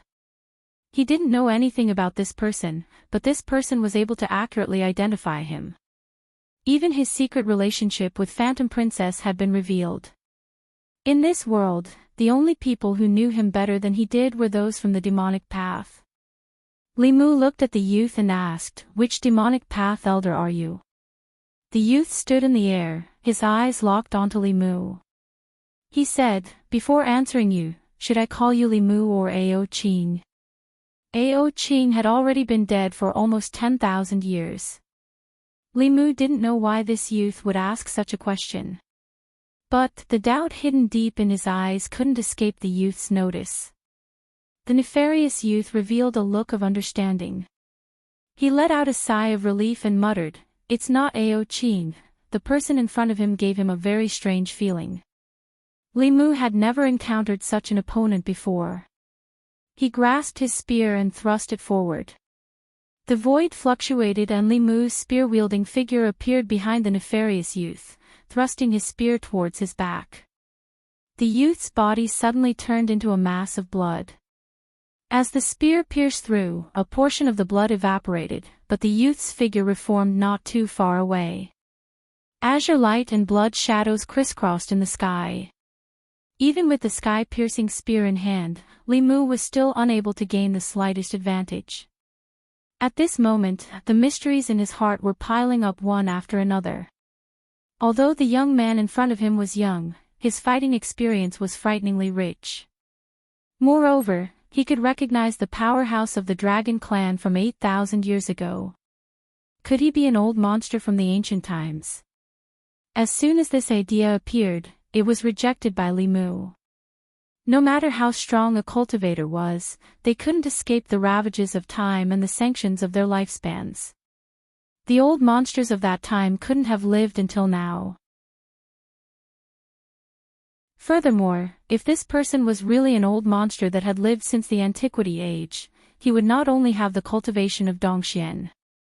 At this moment, Li Mu's first thought was Emperor Bai. Before his lifespan ended, he had extracted his memories and passed them on for 3,000 years. To a certain extent, his life had also been extended. If this person was a powerhouse from the same era as Ao Qing, he had extracted his memories and left them to fuse with another person or pass them on again and again, then everything that happened today could be explained. Including the fact that he recognized the sky-piercing spear. His fighting experience was unbelievably rich. With nearly 10,000 years of accumulation, how could he not be rich? The sinister young man's hands turned into two blood blades and easily neutralized Li Mu's attack. With a faint smile on his face, he said, "I've searched high and low for something, only to find it without any effort. The successor of Ao Qing, it's fate that you'll die in my hands today. Hand over the tomes of arcane on you as soon as possible, and I'll give you a dignified death." Li Mu looked at him and said indifferently, "Even if you're an old monster from 10,000 years ago, you're only in the Dongxian realm now. You're not qualified to kill me now." The sinister young man grinned and said slowly, "Junior, you'll soon know whether I'm qualified or not." He threw out 4 black lotuses. The black lotuses flew in 4 directions and connected to each other with a black light, confining this space. Li Mu knew that this was to prevent him from escaping. This old monster was too strong and had too much experience. He was more difficult to deal with than anyone Li Mu had ever fought. By confining the space in advance, it meant that he was not afraid of any of Li Mu's trump cards. This was just to prevent him from escaping. Following the imprisonment of space, a curtain of blood rose from behind the evil-looking youth. The thick smell of blood was nauseating. At the same time, Li Mu discovered that the blood in the youth's body was showing signs of leaking out of his body. Li Mu originally thought that with his current strength, it would be easy for him to deal with a 6th realm heretical cultivation cultivator. However, there was a slight change in the situation now. If he really fought with him to the death, even if he could get rid of him, Li Mu would definitely be seriously injured, or even die together with him. He looked at the blood shadow that was attacking him again. Without hesitation, an ancient bow appeared in his hand. With the appearance of the sun shooting bow, the blood shadow that was attacking him stopped abruptly. Then, he heard a voice that was even more shocked and terrified than when he saw the sky splitter spear. "Sun shooting bow. Why is Ao Xian sun shooting bow in your hands too?" The blood shadow quickly retreated when he saw the sun shooting bow. However, before he could escape, he had to break free from the confinement of this space, which slowed him down for a moment. In just a moment, a golden arrow suddenly arrived, stirring up a burst of spatial turbulence. South Sea. On an island shrouded in black fog. At the top of the tower, a soul kneeled in front of a stone coffin and said respectfully, "Third ancestor, a month ago, for some reason, the soul page enshrined in the Hall of Souls suddenly vibrated non-stop. I felt that there might be a reason behind it, so I immediately came here to report." The ghostly fire in the eyes of the skinny old man that was as thin as a skeleton trembled. He immediately said, "Feng Yi." An old man that was waiting at the side immediately went forward and said, "Third ancestor, please give your orders." The skeletal old man said, "The soul page is a copy of the Ghost Tao Heavenly Book. The vibration of the soul page means that the Ghost Tao Heavenly Book is in the ghost realm of Yudu. I order you to immediately head to the ghost realm and bring that heavenly book back." Feng Yi bowed and said, "Yes." After saying that, he looked at the soul shadow beside him and said, "King Qingguang, let's go." After they left, the lid of another stone coffin beside the skeletal old man suddenly opened, and a woman's voice came from within. "After 500 years, the Ghost Tao Heavenly Book has finally appeared. Aren't you going to make a trip personally?" The skeletal old man clutched his chest and said, "Tian Jizi won't allow me to set foot on the continent.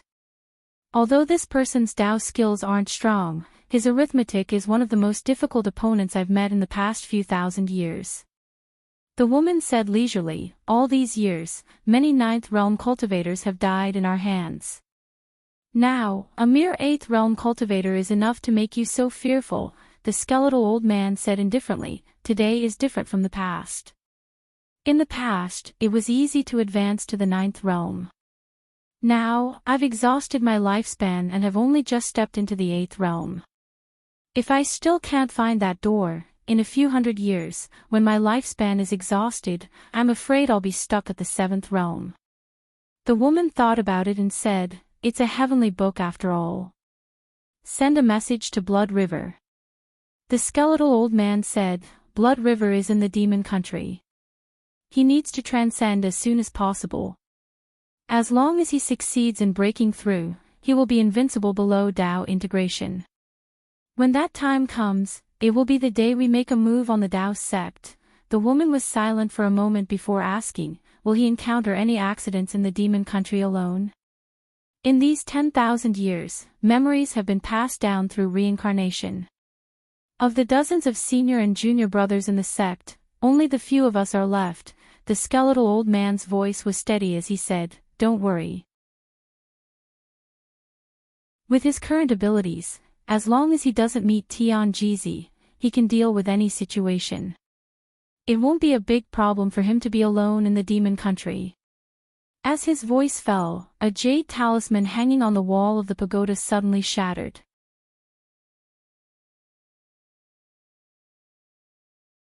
Chapter 573. In the demon nation, the nameless mountain range was silent. Li Mu held the sun-shooting bow in one hand and the sky-splitting spear in the other. He slowly descended from the void and frantically absorbed the surrounding spiritual energy to recover his spiritual power. The sun-shooting bow had once killed the 7th realm Hohuan sect Grand Elder with a single arrow, causing his body and soul to be unable to escape. However, it was still unable to kill the evil youth with a single arrow.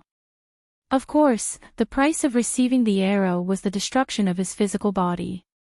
His primordial spirit was severely injured and on the verge of dissipating. It was directly destroyed by Li Mu's next spear. In the void, countless light spots were slowly dissipating. Those were the primordial spirit and memory fragments of this person. Li Mu's palm released a suction force that sucked in the light spots. Eventually, they formed a light ball the size of a thumb. He scanned it with his spiritual consciousness and then fell into a long period of contemplation. For ancestors of diabolism, Blood River, his guess was not wrong. The youth was indeed a 10,000-year-old monster. What was different from Emperor Bai was that he had passed down his memories over and over again. He had already passed down his memories dozens of times. Not only him, but there were also a few ancestors of diabolism who were using the same method to pass down their memories. 10,000 years ago, their cultivation had reached the 9th realm. When they started cultivating again, everything was familiar. As long as they had enough resources, they could cultivate to the upper 3 realms in a short period of time, or even return to the peak. Although Li Mu had always felt that such a reincarnation was actually not the original life, and that ancestor Blood River had already died 10,000 years ago, to the youth who only had Blood River's memories, he was Blood River. This philosophical question could not be answered in a short period of time. Of course, such a legacy was not without its risks. If one of the inheritors of their memories died unexpectedly and their memories dissipated, they would no longer have the chance to pass down their memories. Just like Blood River today, he died under the sun-shooting bow and the sky-splitting spear. In the future, diabolism would no longer have ancestor Blood River. From Blood River's remnant memories, Li Mu learned that 10,000 years ago, there were dozens of diabolism people who used this method to pass down their memories. But now, there were less than 10 people left. Most of the others had fallen at the hands of experts of a certain era. Among them, the owner of the sky-piercing spear, Ao Qing, and the owner of the sun-shooting bow, Ao Xian, had both killed such demonic inheritors before. That was why they were so terrified and shocked when they saw these 2 weapons at the Blood River. Li Mu was slightly moved. In fact, it wasn't just the demonic path. Righteous path cultivators could also use this method to continue their lineage. But on the other hand, in order to find the owner of the memories, one would have to erase their original memories. This was not something that the righteous path would do. On the other hand, memories could be passed on, but cultivation could not. Even if the previous owner was a cultivator at the 9th realm and placed his memories on an infant, he would still have to start cultivating as a mortal. The process of cultivation was extremely dry and tedious. No matter how strong a person's mind was, it would still be very difficult for them to endure the torment over and over again. In Blood River's memories, there were several demonic path powerhouses who were unable to endure this endless torment and committed suicide in the process of passing down their legacies. Thus, the powerhouses of the demonic path that were a step ahead of the others would look for some special physique suitable for cultivation. They would spend a massive amount of resources to raise them to a certain level of cultivation and then erase their memories. At this time, they were the best memory hosts. Blood River's body was a genius with a special physique. It was very suitable for him to cultivate an ancient demonic art. Compared to the demonic path, the seniors of the righteous path would also choose to leave behind their memories before they died. But this was not for the sake of seizing the bodies of their juniors, but for them to comprehend and cultivate. Li Mu let out a light breath. Before Blood River died, his memories were already fragmented and fragmented. What he could gather wasn't much. Besides this, he only knew that the demonic path had been willing to endure the loneliness of 10,000 years ago. Generation after generation of great perseverance powerhouses had reincarnated. The reason they did this was because they were looking for a door. A door, Li Mu recalled the illusory door that appeared after he overlapped the heavenly books. For the past 10,000 years, the demonic path had never stopped searching for the heavenly books. Could it be for this door? They had dominated the 10 continents for 10,000 years. The number of heavenly books in their hands was probably no less than Li Mu's. At this time, Li Mu was also certain that the demonic path did indeed have an 8th realm powerhouse. The demonic path Holy Sect's headquarters was in the depths of the South Sea. Although he wanted to attack the demonic path's headquarters and snatch back the heavenly books to see what was behind the door, he obviously didn't have the strength to do so. In this world, the only 2 known 8th realm powerhouses were his enemies. Li Mu sighed inwardly. He collected his thoughts and flew in the direction of the Thousand Fox Nation. At this time, above the South Sea, two old figures stood in the air. The flames in the skeletal old man's eyes flickered violently. He gritted his teeth and asked, "Divine Predictor, I won't set foot on the Zoo continent this time, but you still want to stop me." Divine Predictor looked at him and calmly said, "If this old man doesn't die, don't even think about leaving the South Sea to harm the world." Not long after, huge waves rolled up above the South Sea. The fishermen on the coast all climbed up the mountains to hide. The aquatic creatures in the sea also swam deeper with all their might. Limu was completely unaware of all this. He descended from the sky and landed on the square in front of the Thousand Fox Nation's imperial palace. Then, he couldn't help but raise his eyebrows. He sensed several extremely powerful demonic auras in the imperial palace. One of them was the Myriad Illusion Lord, another was the Blue Wolf King, and the other two were also Seventh Realm powerhouses. Moreover, the auras of these four demons were somewhat unstable. They were obviously injured. Limu didn't have time to pay attention to them. He looked ahead and saw a familiar aura quickly approaching him. In the Imperial Palace's main hall, the Blue Wolf King's face was still a little frightened. He said in a trembling voice, "What the hell is he?" Ever since the four great factions formed an alliance, the four Seventh Realm demons worked together to patrol the Yao Nation. They wanted to find the culprit behind the annihilation of countless demon tribes. However, they didn't expect that person to be able to play the four Seventh Realm demons like a fool with his Sixth Realm cultivation. Once the four of them separated, he would definitely find them and defeat them one by one. Once the four of them gathered together, that person would avoid battle and turn to slaughter the small and medium-sized demon tribes. During this period, he was getting stronger almost every day. It wouldn't be long before he could completely threaten the four of them. The Nine Heaven Snake King thought for a moment and said in a low voice, "If it really doesn't work, we can only gather the four of us and guard the mountain gate." The White Bear King asked, "What about the small and medium-sized demon tribes other than the four clans?" The Nine Heaven Snake King shook his head and said, "We can't care about that now." The Myriad Illusion Lord, who hadn't spoken for a long time, said, "It's useless. You all can see that the demonic art he cultivates absorbs the essence and blood of others to become stronger. If we let him wreak havoc in the Yao Nation, it won't be long before we're no match for him even if we join forces." The current situation in the Yao Nation was still within their range of control. If they waited until the heretical cultivation grew to a certain level, it would be out of their control. The Green Wolf King hesitated for a long time and murmured, "Why don't we ask that Lord for help?" Footsteps came from outside the hall. Illusion Princess walked in with Limu intimately. Limu looked at everyone and asked, "What are you all talking about?" The Myriad Illusion Lord coughed lightly and said, "My dear son-in-law, you may not know this, but recently, a vicious heretical cultivation appeared in the Yao Nation. The four of us joined forces but couldn't capture him." Limu was caught off guard when the Myriad Illusion Lord called him, "my dear son-in-law." He had only been with Illusion Princess since he came to the Yao Nation. He didn't speak much with the Myriad Illusion Lord and wasn't so familiar with him. However, in front of so many people, even if Limu didn't consider him, he had to consider Illusion Princess.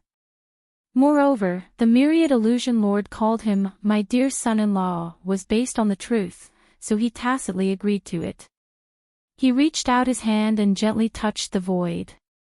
A shadow appeared in front of the Myriad Illusion Lord and the others. Limu asked, "Is it this person?" The Myriad Illusion Lord said in shock, "My dear son-in-law, you've seen him." Limu nodded slightly and said casually, "On the way to the Yao Nation, I happened to see this heretical cultivation slaughtering innocent demons. I killed him in passing to prevent him from harming the Thousand Fox Nation in the future." Killed. In passing. The four demons in the hall, including the Myriad Illusion Lord, were all stunned. Although the heretical cultivation was only at the 6th realm, even they, who were at the 7th realm, had almost died in his hands. How could he be killed so easily? If Li Mu could kill that evil youth, wouldn't he have the ability to kill them as well? Li Mu continued, this person's cultivation wasn't high, but he was very strong. His mystique was strange and his battle experience was also very rich. I was almost injured by him and spent a lot of effort to kill him. He had a high status in the demon sect. If he died in the Yao Nation, he might attract the revenge of the demon sect. You have to be careful in the Yao Nation. Illusion Princess had already hinted to him countless times. After reminding them, Li Mu and Illusion Princess walked out of the hall and went straight to the harem. Inside the hall, the Green Wolf King's mouth was wide open and didn't close for a long time. That person is really dead. That's impossible, he's only at the 6th realm. That person is invincible at the 6th realm. The Myriad Illusion Lord was the first to come back to his senses. He smiled and said to the others, since my son-in-law said he's dead, then he's dead. Compared to how he killed that person, what's more important is whether we can withstand the revenge of the demon sect. The original temporary alliance of the 4 races was to deal with that heretical cultivation. Now that he was dead, the alliance of the 4 races should be dissolved. However, the Myriad Illusion Lord's worries weren't unfounded. The Green Wolf King's life was still in the hands of others, so of course, he didn't have any objections. The 9 Heaven Snake King and the White Bear King fell into a long silence. The Myriad Illusion Lord looked at them and continued, many things have happened in the Yao Nation in the past 2 years. I believe that you can see that only a unified Yao Nation can gather all forces and resist the calamity together. The 9 Heaven Snake King frowned and said, you want us to bow down to your 1,000 Fox Nation. The Myriad Illusion Lord shook his head and said, we're not bowing down to you. The 4 races will unite, and our territories will remain unchanged. We'll use the power of the 4 races to unify the power of the entire Yao Nation. In the future, we'll discuss the matters of the Yao Nation together. Only the Black Snake Tribe and the Flying Bear Tribe couldn't fight against the demon sect. A complete unification of the Yao Nation's races was a good thing for everyone, especially with the 1,000 Fox Nation behind them. Relying on that man was equivalent to relying on the Great Zhou Court. The various Dao sects would instantly gain countless powerful allies. The 9 Heaven Snake King and the White Bear King looked at each other and quickly came to a decision. The 9 Heaven Snake King nodded and said, the Myriad Illusion Lord's words make sense.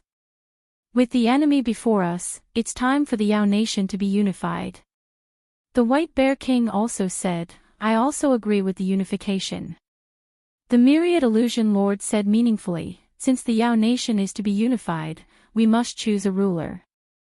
Who do you think is the most suitable person to take this position?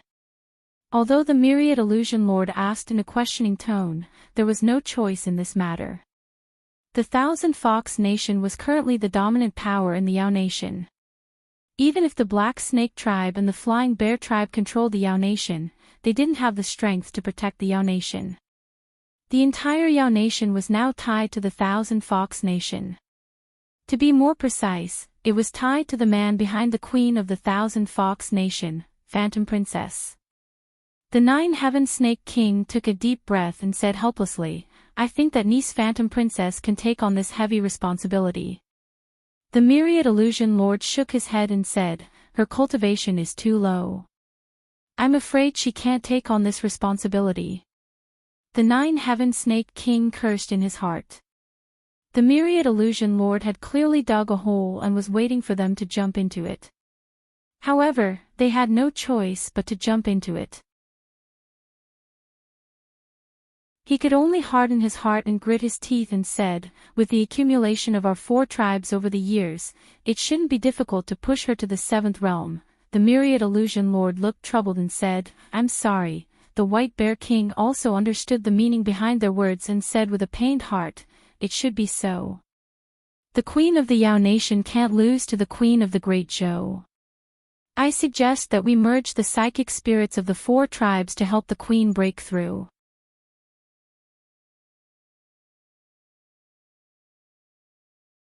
Chapter 574. Thousand Fox Nation's Main Hall. A golden fox spirit floated above the 10,000 illusions lord's head. A golden snake coiled around the 9 heaven snake king's arm. A golden wolf and a golden bear each crawled under the feet of the blue wolf king and the white bear king. They weren't big, but they exuded a strange aura. The 4 psychokinesis spirits were quiet on the surface, but they were all looking at each other with greed in their eyes. The 4 demons left behind their psychokinesis spirits, looked at each other, and left the palace hall.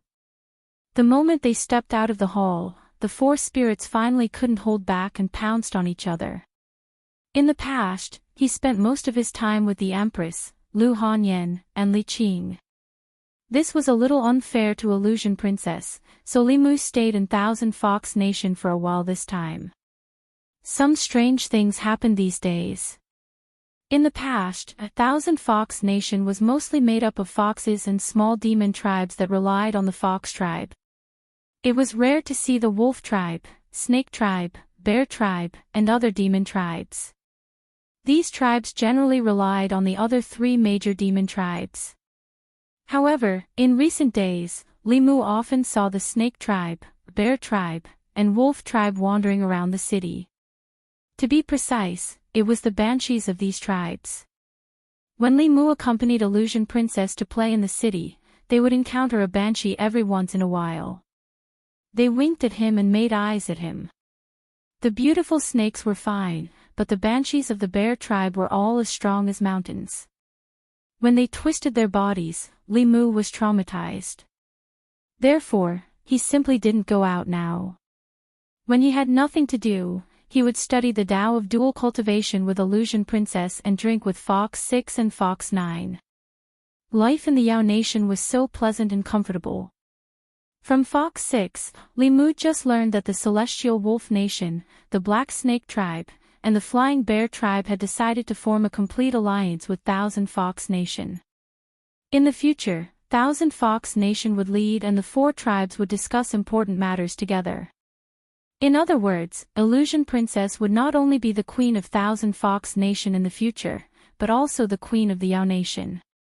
In terms of identity and status, she was already in the same position as the Empress. Although his strength was still slightly lacking, it was only temporary. The overall strength of the Yao Kingdom was not inferior to that of the Great Zhou. In fact, it was even superior. If the Yao Kingdom's queen was only at the 6th realm, she would be inferior to the Empress of the Great Zhou. Therefore, after the 4 clans discussed, they decided to use the power of the Yao Kingdom to push Wan Ji's cultivation to the 7th realm. Her method of promotion was the same as the Empress. The various clans of the Yao Nation had always been fighting over territories in small and medium-sized demon clans. A large part of the reason was their psychokinesis. If it was just the Thousand Fox Nation alone, it might take decades before a spirit of psychokinesis was born that could allow Phantom Princess to advance to the 7th realm. However, if the 4 clans worked together, they would be able to nurture a mature spirit of psychokinesis very quickly. Li Mu was happy to see the unification of the Yao Nation. Including the Yao Nation, the forces he could mobilize now were already very large, but he still lacked an 8th realm ally. When he had the confidence to resist Tian Jizi, it would be time for him to return to Xuanzong. In addition, Li Mu also had some thoughts about the demon sect's heavenly tomes. The demon sect must know more about what was behind that door than he did. Those demon cultivators endured loneliness for 10,000 years in order to complete the heavenly tomes. There must be a huge secret hidden within. Li Mu digested Blood River's memories, trying to find some useful information from them. 10,000 years ago, there were many powerful cultivators on the mainland. Although 9th realm cultivators could not be said to be everywhere, it was not rare for more than 10 9th realm cultivators to appear on the mainland at the same time. Blood River had already reincarnated dozens of times. Every time he reincarnated, he would gain hundreds of years of memories. In these memory fragments, Limu saw that from 10,000 years ago, as time passed, there were fewer and fewer powerful cultivators on the mainland. Gradually, it was difficult for a ninth realm cultivator to appear. After Emperor Bai, no one else broke through this realm. Thus, 8th realm became the end of cultivation. Today, 3,000 years later, even 8th realm had become a bottleneck that was difficult to break through. No matter how amazing a genius was, they could only stop at 7th realm in their lifetime. Obviously, the spirit chi of heaven and earth was constantly decreasing, and this seemed to be the key to shackling the cultivation of cultivators. The spirit chi of heaven and earth that they relied on for survival seemed to be a non-renewable resource. At this rate, in a few thousand years, perhaps the entire world would no longer have spirit chi, and there would no longer be cultivators. If spirit chi of heaven and earth was really a non-renewable resource, then Limu could completely foresee the future of the cultivation world. In addition, Limu also found that Blood River was very afraid of Ao Xian. Although Ao Xian's cultivation was only at the peak of 8th realm, in his era, the peak of 8th realm was already the world's top cultivator. The sun-shooting bow in his hand was once a shadow of the demon sect. There were even several 8th realm cultivators who died under this bow. In Blood River's memory, he was extremely afraid of this bow. Limu took out the sun-shooting bow and stroked the patterns on the bow. These patterns were like runes, but Limu did not recognize any of them. Even in the heavenly tomes of the Fulu school, there were no related records. Not only that, after Limu comprehended the heavenly tomes of the northern sect, he did not know how this bow was made. Ao Qing's sky-piercing spear was made from a whole piece of meteoric iron. The material of this bow was a mystery, and so was the method of making it and the principle of drawing the bow. The current knowledge system of the cultivation world was unable to explain the existence of this bow. In Blood River's memory, Ao Xian was originally just an ordinary black dragon. One day, he suddenly obtained this bow, and then began his path of becoming the continent's #1 cultivator. Limu looked at the bow for a long time, but still could not understand anything. He could only put it away for the time being. At this time, a spiritual snail in the sky suddenly vibrated.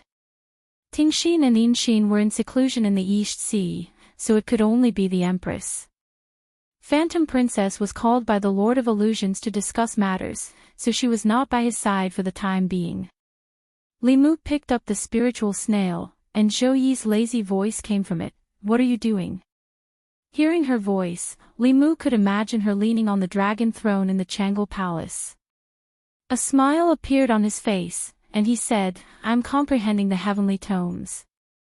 In the past, Zhou Yi could always use the excuse of state affairs to talk to Limu endlessly. After the two of them really expressed their feelings, she was at a loss. After a long silence, she said, "Oh, then you continue to comprehend," Limu said, "but I want to talk to Her Majesty now." The Empress's heart was still too conservative. Limu knew that in their relationship, he had to maintain the initiative. As expected, after Limu took the initiative to express his feelings, she also let go of her reservations and took the initiative to talk to Limu about many interesting things in the palace. 2 hours passed quietly, and the Empress and Qingxian went for a walk in the imperial garden. Limu put away the spiritual snail, and Phantom Princess walked in from the outside. She pouted her red lips and complained, "You're still thinking about Zhou Yi here. When you were in the great Zhou Shendu, why didn't you think of talking to me? And I even helped you look out for the heavenly tomes." Limu held her hand and let her sit on his lap. He said, "Didn't I come here whenever I was free? In the future, I will come here often to accompany you." Phantom Princess's beautiful eyes lit up, and she immediately said, "You promise?" Limu said seriously, "I promise." Although traveling between the Xin, Du and the Yao kingdom was a bit tiring, for the sake of his own family's harmony, no matter how tiring it was, it was nothing. After making Phantom Princess happy, Limu asked, "What did you say about the heavenly tomes?" Phantom Princess sat up straight and said, "Hulu's spy found out that the heavenly tomes have appeared in the ghost region recently."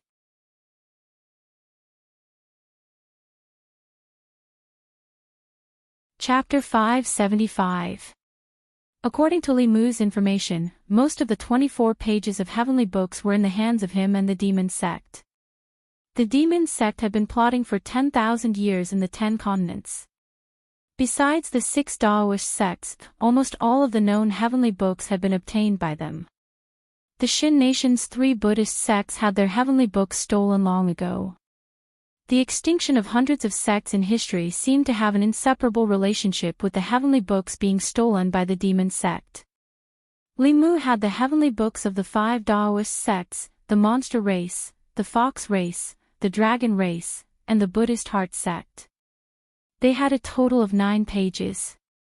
The demon sect had 10,000 years of accumulation, so the number of pages in their hands was no less than his. He and the demon sect had nearly 20 pages of heavenly books.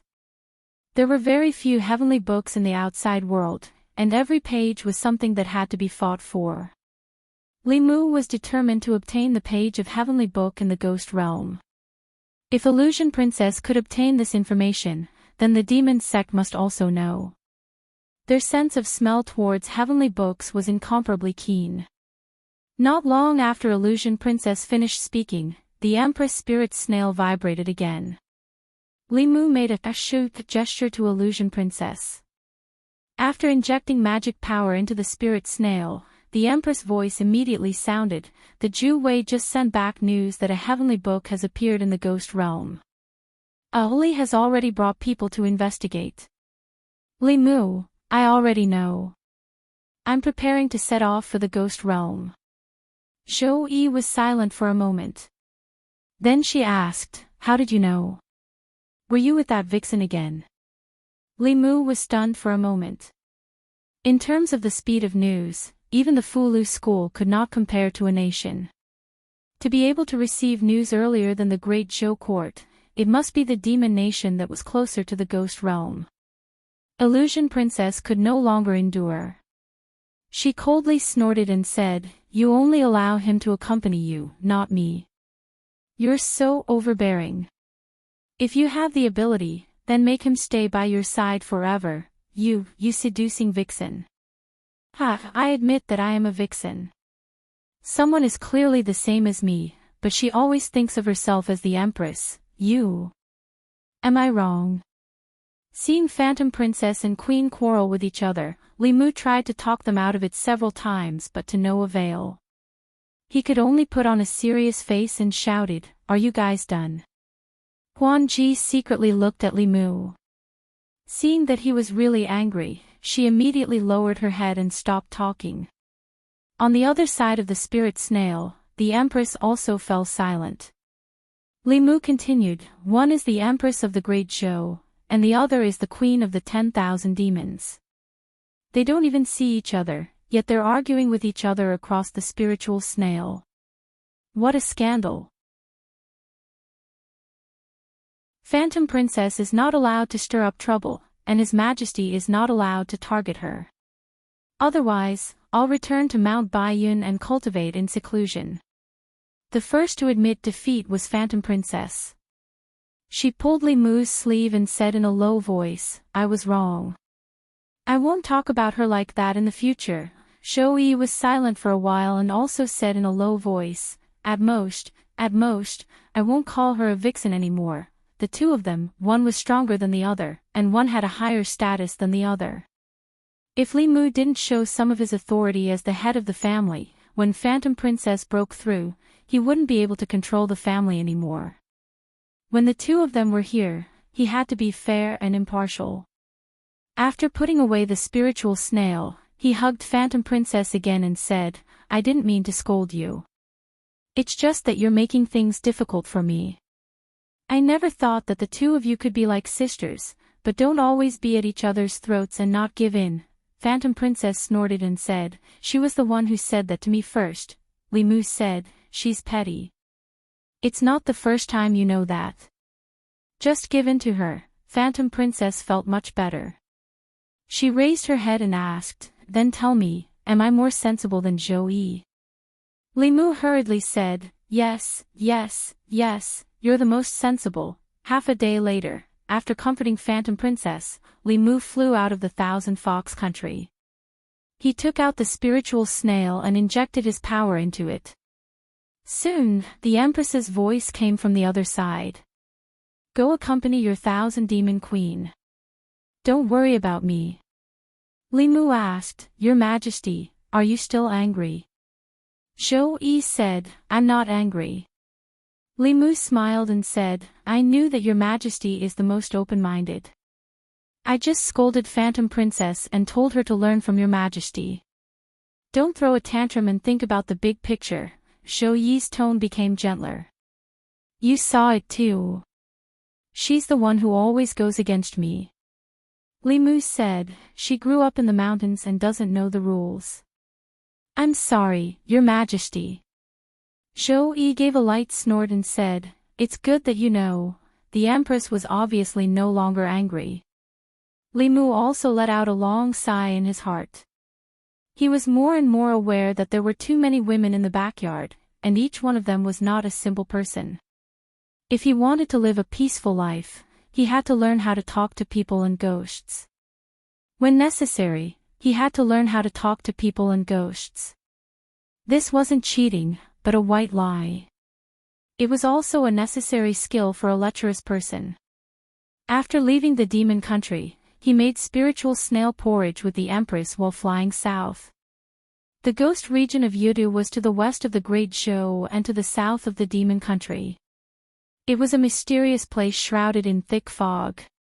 Compared to the demon country, there were even fewer people in Yudu. Even human cultivators wouldn't go too deep. The entire Yudu was shrouded in thick fog. With the eyesight of a human, they couldn't even see their fingers when they stretched out their hands. Even cultivators of the 3 middle realms couldn't sense the situation 300 yards away. This fog wasn't ordinary either. It was filled with baleful aura. If a mortal came in contact with it, they would fall seriously ill or die suddenly. Cultivators couldn't replenish their spirit chi from it, so very few of them went deep into the ghost region. However, this was the sacred ground of ghost cultivators.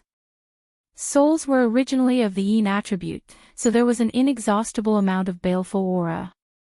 To them, it was a natural place to cultivate. Great Zhou, Jiangyin County. To the west of Jiangyin County was the ghost region that the commoners feared. After passing through a bamboo forest shrouded in fog, one would reach the boundary of the ghost region. This place was known as the Forest of 10,000 Ghosts. It was a forbidden place in the hearts of the commoners, and they had to be careful when they went near it. Standing outside the forest, one could occasionally see wandering souls and ghosts. Due to the formation set up by the government outside the forest, the ghosts in the forest didn't dare to walk out of the bamboo forest. However, to cultivators, the Forest of 10,000 Ghosts was an excellent place to obtain soul energy. Soul condensation realm cultivators thirsted for soul energy. The simplest method, which was allowed by the imperial court, was to obtain soul energy by killing ghosts. There weren't many ghosts in the Great Zhou, and even if there were, they would hide everywhere. However, the ghost region didn't lack soul bodies.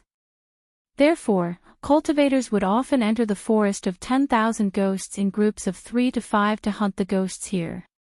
The Forest of 10,000 Ghosts was the outermost area of the ghost region. There weren't any powerful ghosts here, and most of them were some yin spirits that didn't have the power to resist, as well as a small number of vengeful spirits and evil spirits. As long as one didn't go too deep into the ghost region, there wouldn't be much danger. Outside the Forest of 10,000 Ghosts, there was a town. There were a few inns built in the town specifically for these cultivators to stay.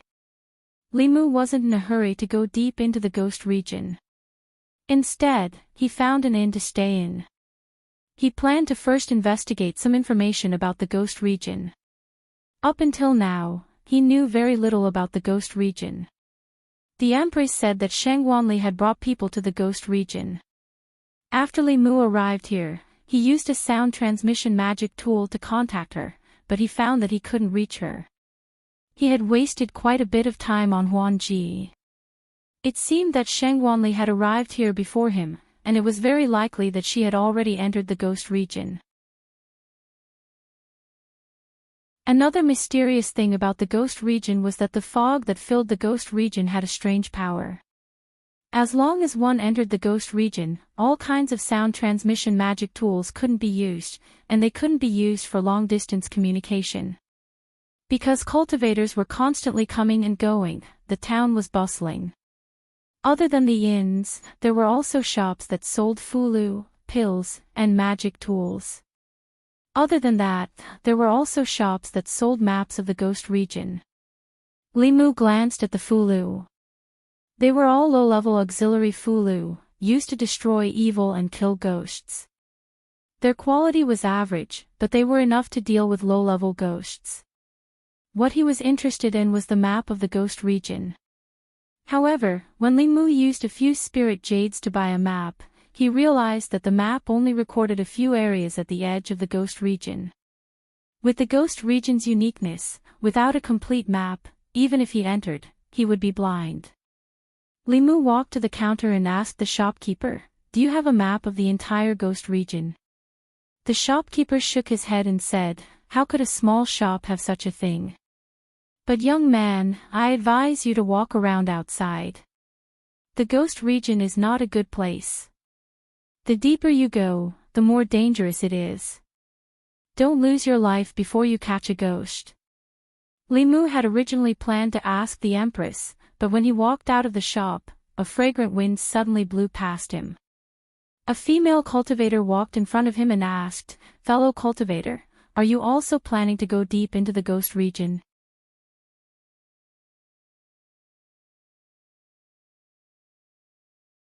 Chapter 576. Li Mu looked at the young female cultivator in front of him and did not say anything. The two of them did not know each other. She must have taken the initiative not to strike up a conversation. She must have other motives. As expected, seeing Li Mu's gaze, the female cultivator took the initiative to say, "I heard in the shop that you want a complete map of the ghost realm. I guessed that you want to go deep into the ghost realm. Coincidentally, we also have the idea of going deep into the ghost realm to hunt ghosts. Why don't we travel together? The depths of the ghost realm are filled with danger. One more person means one more chance to protect ourselves." Behind the woman stood 3 cultivators, 2 men and 1 woman. The girl's cultivation level was just at the spirit condensation realm, while the 2 men had already stepped into the divine power realm. The woman who spoke to Li Mu was also at the divine power realm, the same cultivation level as Li Mu. After all, the ghost realm was not human territory. The complicated environment made the ghost realm even more dangerous than the demon kingdom. It was fine to hunt small ghosts in the Thousand Ghost Forest. If they wanted to go deep into the ghost realm to hunt more powerful ghosts, cultivators had to travel together. In this town, there were cultivators looking for partners everywhere.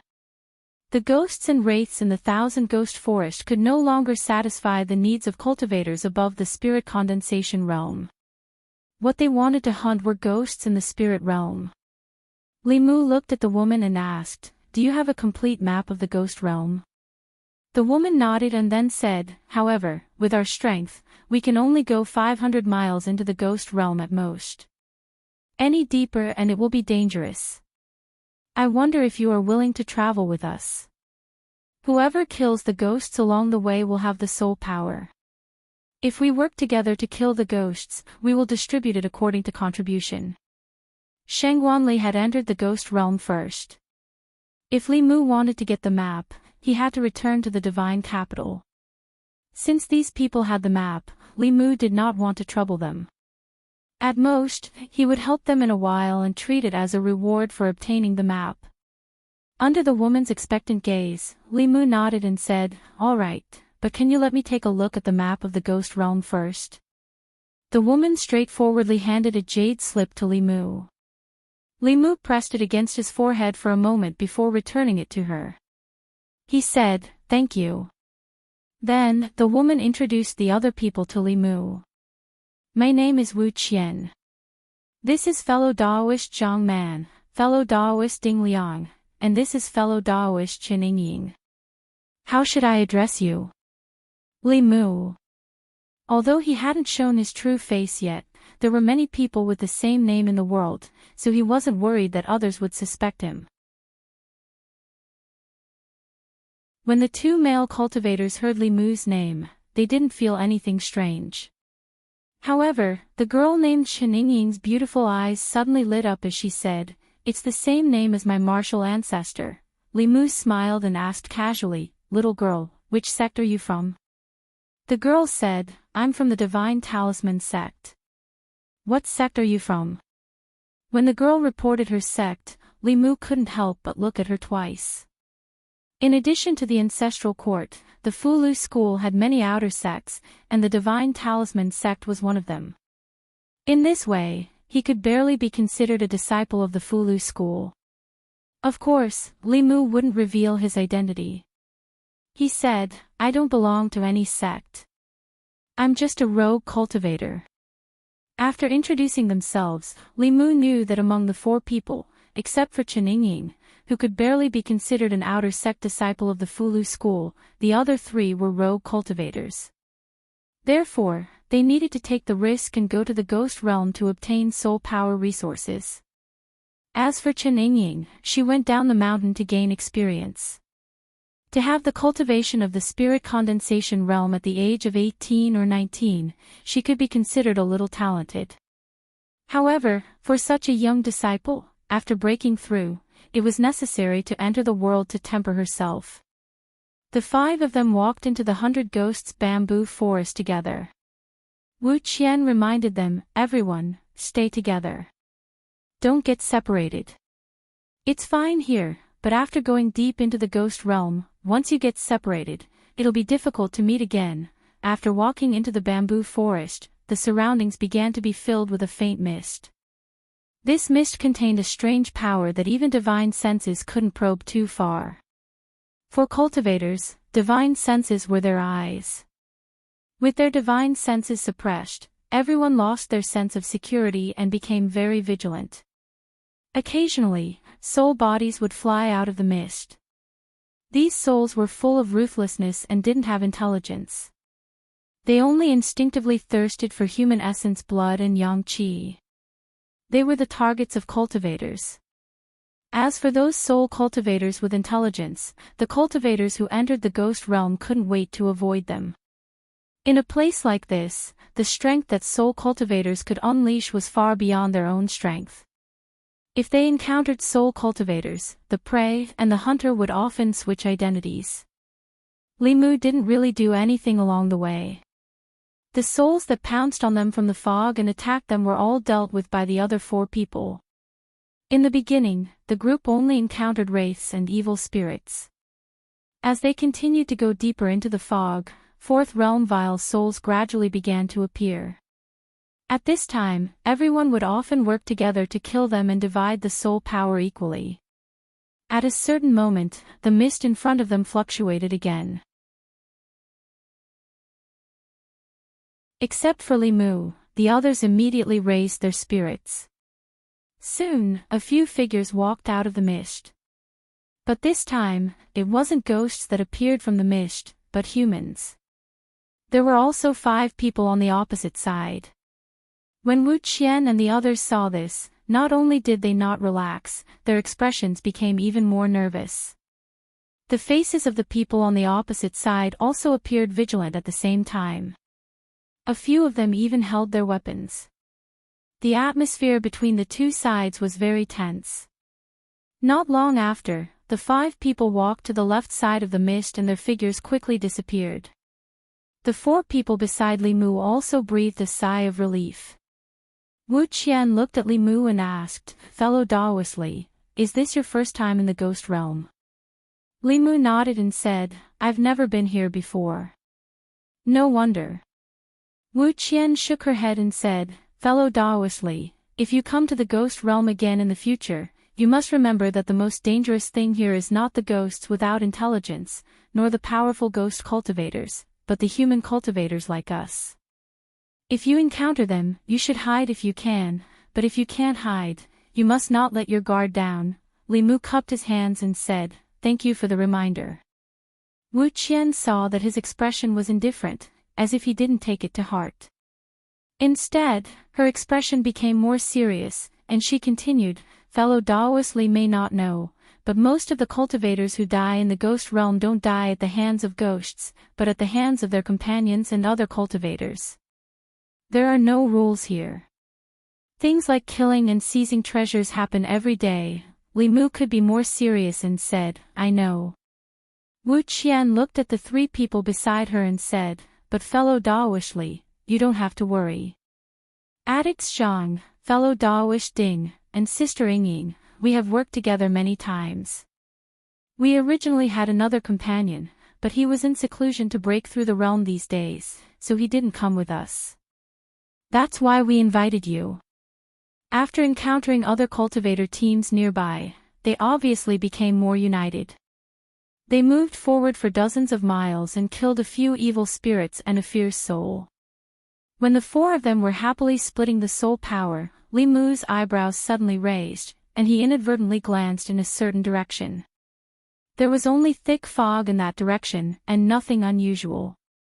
After a dozen breaths, Wu Qian and the other two male cultivators' expressions suddenly changed, and they looked in the direction Li Mu had just looked.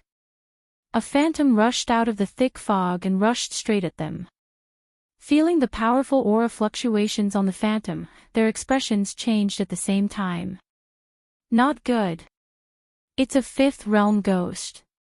This is still the periphery, how can there be a ghost? Along the way, the most they had encountered were fourth realm vile souls. Ghosts were equivalent to fifth realm human cultivators. Although they did not have intelligence and could only move based on instinct, they were still not something a fourth realm cultivator could fight against. Wu Qian made a prompt decision and said immediately, everyone, stay calm and attack together. Take care of each other and don't get separated. At this moment, the importance of a team was reflected. A divinity realm cultivator would not be a match for a fifth realm ghost. However, for divinity realm cultivators and a spirit conduit realm cultivator could fight against a ghost without intelligence. Of course, the most important thing was that they had Li Mu. If not for Li Mu's secret methods, this ghost that suddenly appeared would have been a battle of life and death for them. They had never encountered a ghost since entering the ghost domain. The four of them were already extremely nervous, but as they fought, they realized that this ghost did not seem to be that powerful. Its attack power was not high, but its defense was very weak. It was beaten by their dermic arts until it roared non-stop. That's it. A fifth realm ghost is only a so-so. If we take its soul energy, we'll have struck it big this time. After realizing that this ghost's strength was only so-so and that it had been suppressed from the start, the four of them were no longer nervous like before. Instead, they were excited and expectant. The light of dermic arts and dermic treasures intertwined even more intensely. If they could harvest this ghost, each of them would be able to get a huge amount of soul energy. Whether it was for cultivation or exchanging it for spiritual jades, this trip would not have been in vain. Although the specter did not have any intelligence, it was being beaten back by several weak existences, which made it even more irritable. It roared and sucked in all the yin qi within a radius of several miles into its mouth. Its body grew several times larger, and its aura immediately increased dramatically. The ghost's sudden change caused the smiles on their faces to disappear. Under that powerful aura, their hearts trembled with fear. At this moment, the ghost let out a wild roar and swooped down on the four of them. Li Mu stood behind the four of them and calmly glanced at the ghost. With just a glance, the ghost's body trembled and it suddenly ran back as if its life depended on it. Li Mu threw out a fulu. With a flash of lightning, the ghost was immediately heavily injured and fell to the ground, unable to float up again. Li Mu walked in front of them and said with a look of pity, "It's a pity that this high-grade fulu was gifted by Elder Zhang. He still has the strength to resist. Everyone, let's attack together." The four of them reacted and were about to attack to completely disperse the ghost's soul body. Xiao! A green light flew out from the fog and pierced through the ghost's body. The ghost's soul body collapsed, leaving only pure soul energy. The figures that walked out of the fog condensed it into a soul bowl. The face of the male cultivator named Zhang Man immediately darkened. He shouted, "What are you doing?" Among them, a young man glanced at him and said, "This ghost was killed by us. Why can't we take its soul energy?" Chen Yingying took a step forward and said angrily, "We were the ones who injured it first. You stole our prey." The young man sneered and said, "What a joke.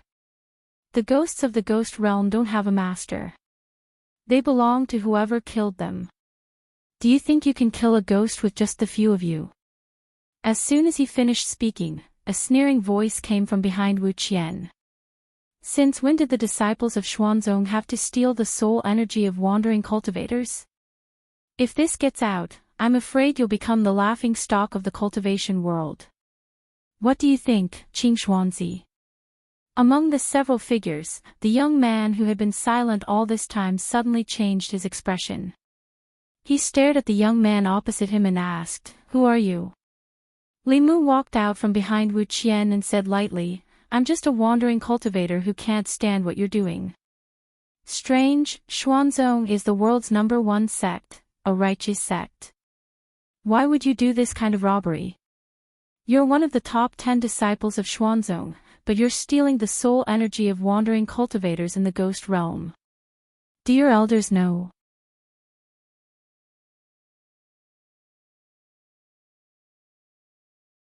Chapter 577. Hitting people in the face, killing people in the heart. Hearing the strange young man's harsh words, several Xuanzong disciples' faces turned red with shame. Two of them were thin-skinned and even lowered their heads. As this person said, Xuanzong was the #1 orthodox sect on the continent, and also the #1 sect on the continent. As disciples of Xuanzong, they never lacked cultivation resources and were respected wherever they went. It could be said that they had limitless glory. However, ever since the last Taoist exchange, the Xuanzong sect's glorious moment had completely ended. Their Taoist temples in the Great Zhou had all been driven overseas. The largest market in the cultivation world was replaced by the Great Zhou's Luoyang Rui Square. Fulu School and Xuanzong had cut off communication, and the other four Taoist sects had also greatly reduced their communication with them.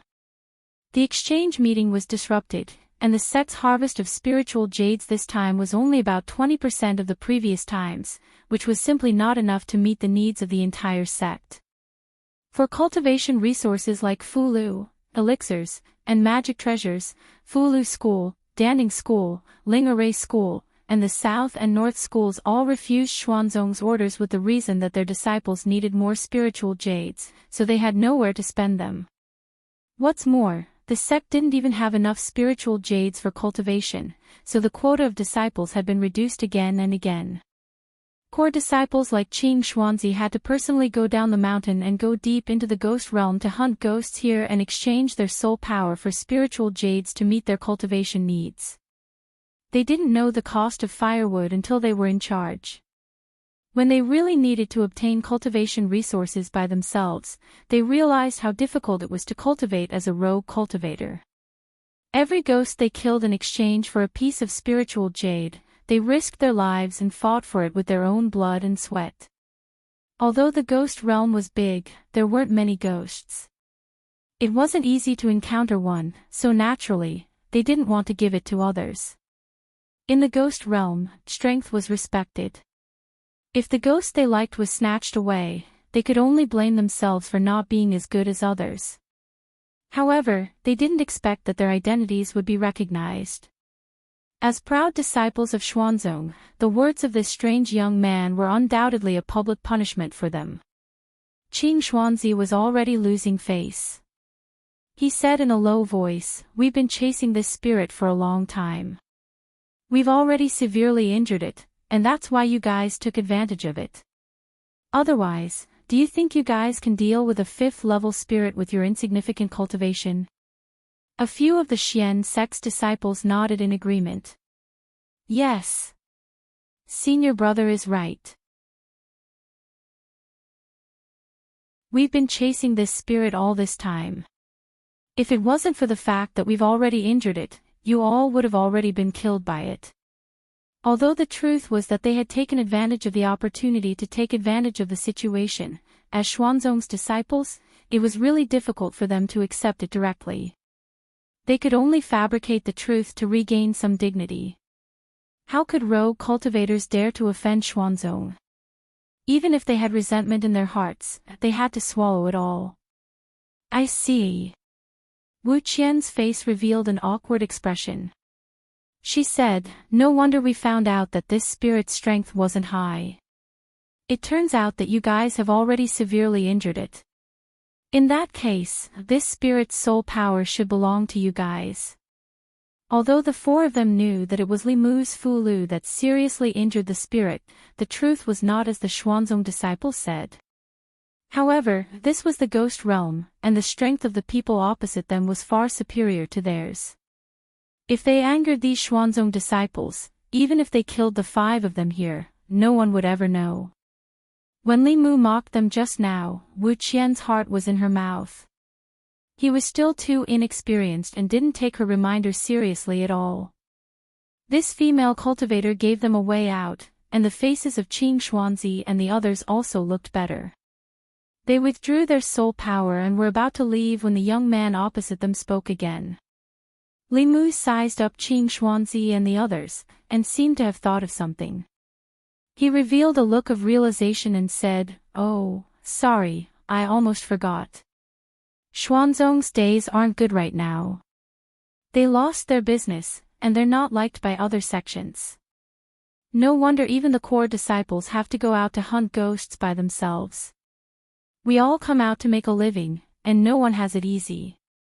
If you guys want this spirit, then I'll give it to you." Wu Qian's expression changed greatly. She stepped forward and grabbed Li Mu's wrist. She said, Daoishly, "Stop talking." However, her reminder was still too late. The faces of Qing Xuanzi and the other Xuanzong disciples turned completely ugly. As disciples of the world's #1 sect, when had they ever been humiliated like this? What was even more humiliating was that every word this person said was the truth. Every word he said was like an arrow that deeply pierced into their hearts. At the same time that they were humiliated, they also felt a bit of sadness in their hearts. The once glorious Xuanzong had fallen to such a state in less than a year. All the disciples of Xuanzong felt a wave of anger in their hearts. The truth was one thing, but being pointed out and ridiculed was another. A Xuanzong disciple looked at Qing Xuanzi and asked, "Senior brother, what should we do now?" Xuanzong was already a joke in the cultivation world. If this matter were to spread, they would become the joke of all jokes. Even their last bit of dignity would be lost. They absolutely could not sit by and watch such a thing happen. Seeing the reaction of the Xuanzong disciples, the expressions of Wu Qian and the others changed slightly. Their hearts were in their throats. The 2 male cultivators looked at Li Mu with deep resentment in their eyes. If it weren't for his reckless talk and let the Xuanzong disciples take the ghosts and leave, how could things have gotten to this point? The male cultivator named Zhang Man put away his magic weapon, raised his hands, and said loudly, "Friends of Xuanzong, I can swear that I will not say a word about what I saw today. If I violate it, let my inner demons invade and thunderstrike me to death." Ding Liang also immediately raised his hands and sat down to make an oath. He quickly said, "I can also make such an oath." When the 2 of them spoke, they also took the opportunity to distance themselves from Li Mu, indicating that they were drawing a clear line with him. At this time, a Xuanzong disciple looked at Qing Xuanzi and said, "Senior brother, even if you violate the oath, it may not necessarily come true. Why don't we just kill them and end it once and for all? Anyway, this is the ghost realm. No one will know. Only the dead can keep secrets forever." Hearing this, the expressions of the people on the other side changed greatly. Wu Qian even drew her weapon and said loudly, "We can promise that we won't say a word about this. Xuanzong is a righteous sect. Do you also want to do such a dirty thing, bastard?" As soon as the young disciple finished speaking, an older disciple behind him slapped him and said coldly, "Killing people to silence them. Do you think Xuanzong is a demon?" He looked at Qing Xuanzi and said, "These people can't be killed, but if this matter spreads, it will damage the reputation of Xuanzong. Why don't we erase part of their memories? Senior brother, what do you think?" Qing Xuanzi nodded. Stealing souls was already a violation of the righteous principle. If they killed people to silence them, then they were really no different from the demons. The pride of Xuanzong disciples came from Xuanzong's position as the #1 righteous sect. If their actions broke the bottom line of the righteous sect, then even the faith in their hearts would collapse together. Qing Xuanzi looked indifferently at the young disciple who spoke just now and said, "After returning to the sect, report to the elders and withdraw from the sect." The disciple's body trembled, and his face immediately turned pale. Then, Qing Xuanzi looked at Li Mu and the others and said, "I don't believe in your Tao oath. Today, I won't kill you, but I will erase your memories." Memories were related to the primordial spirit. To erase memories, one had to go through the step of soul-searching. To cultivators, soul-searching was an unacceptable humiliation. But if they didn't agree to these Xuanzong disciples, then today's matter wouldn't end well. After a fierce mental struggle, the two male cultivators, Zhang Man and Ding Liang, still walked out with their heads lowered. Wu Qian's face was filled with grief and indignation. In the end, she helplessly said to Li Mu and Chen Yingying, "Daoist friendly, Sister Yingying, erasing a part of memory is better than dying in the realm of ghosts." Li Mu sighed softly and said, "Then erase your memories."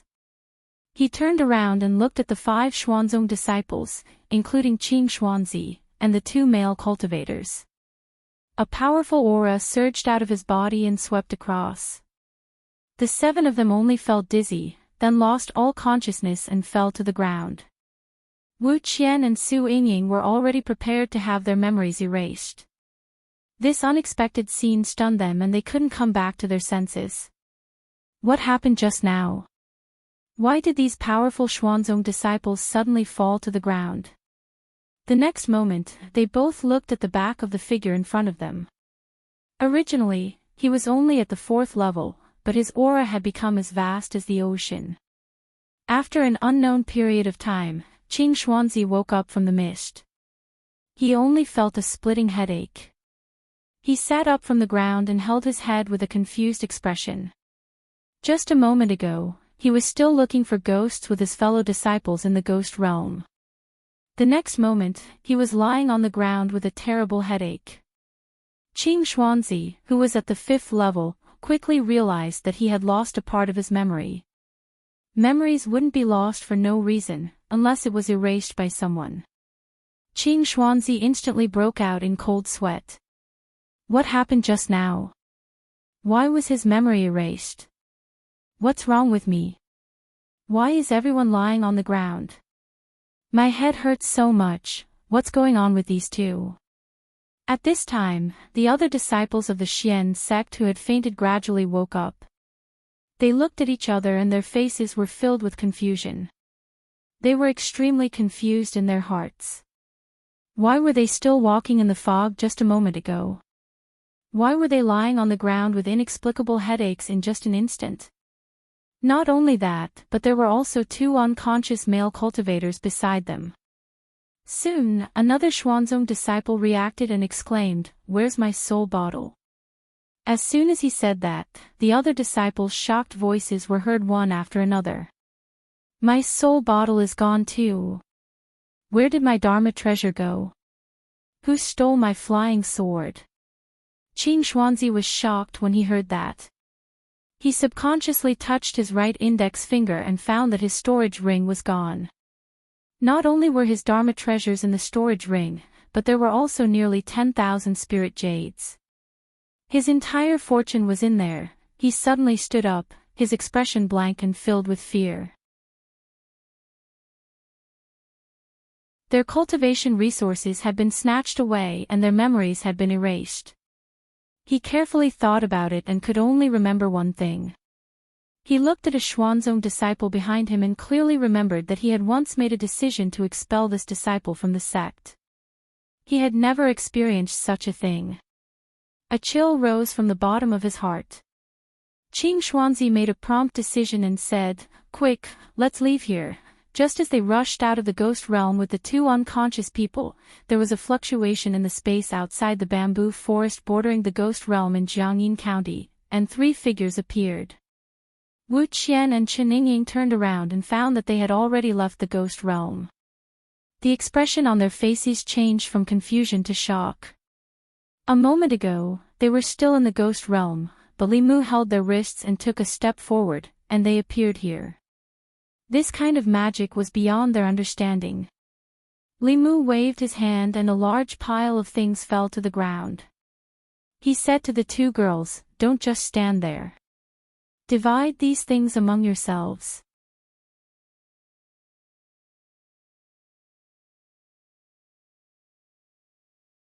Chapter 578. Wu Qian and Chen Yingying looked at the pile of things on the ground in a daze. Neither of them dared to reach out. Everything that happened just now left them in a daze. Wu Qian was the first to come back to her senses. Her lips trembled as she whispered, "Senior, this isn't good." Li Mu waved his hand and said, "Don't worry, they were the ones who stole your soul power first. At most, this is just reciprocity. You don't have to worry about them taking revenge. I've already erased part of their memories." Li Mu had a good impression of these two female cultivators. As women, they had more backbone than the two male cultivators. They didn't betray their teammates at the critical moment, so Li Mu didn't mind giving them an opportunity. At this time, Li Mu noticed that Chen Yingying was looking at him. There seemed to be a guess in her eyes, but she didn't dare to confirm it. When Li Mu looked at her, she looked away in panic. Li Mu didn't say much. He just smiled and said, "Okay, I still have something to do in the ghost realm. This soul power should be enough for you to use for a while. There will be a big change in the ghost realm, so it's best if you don't come in and take risks." Before leaving, he gently patted Chen Yingying's head and said, "Work hard and strive to cultivate in the ancestral court as soon as possible." As soon as he finished speaking, he walked into the ghost fog again. Wu Qian looked at the things scattered on the ground. Her throat moved with difficulty, and then she said to Chen Yingying, "Sister Yingying, you choose first." Chen Yingying said embarrassedly, "Let's choose together." After the two of them finished dividing the cultivation resources, Wu Qian suddenly asked, "Sister Yingying, do you know that senior?" Chen Yingying pondered for a moment and nodded. "He's so young, and his cultivation is so high. Moreover, he doesn't like Xuanzong. Even his name is the same. I can't think of anyone else other than Martial Granduncle." Wu Qian said in surprise, "Ah, he's Senior Ling Jizi from Fulu School." Few people in the cultivation world knew about Li Mu, but everyone knew about Ling Jizi. His battle with the great elder Xuanzong had already spread Ling Jizi's name across the cultivation world. Wu Qian said in realization, "I've only heard of Senior Ling Jizi's name in the past and thought that he was a high and mighty Daoist senior.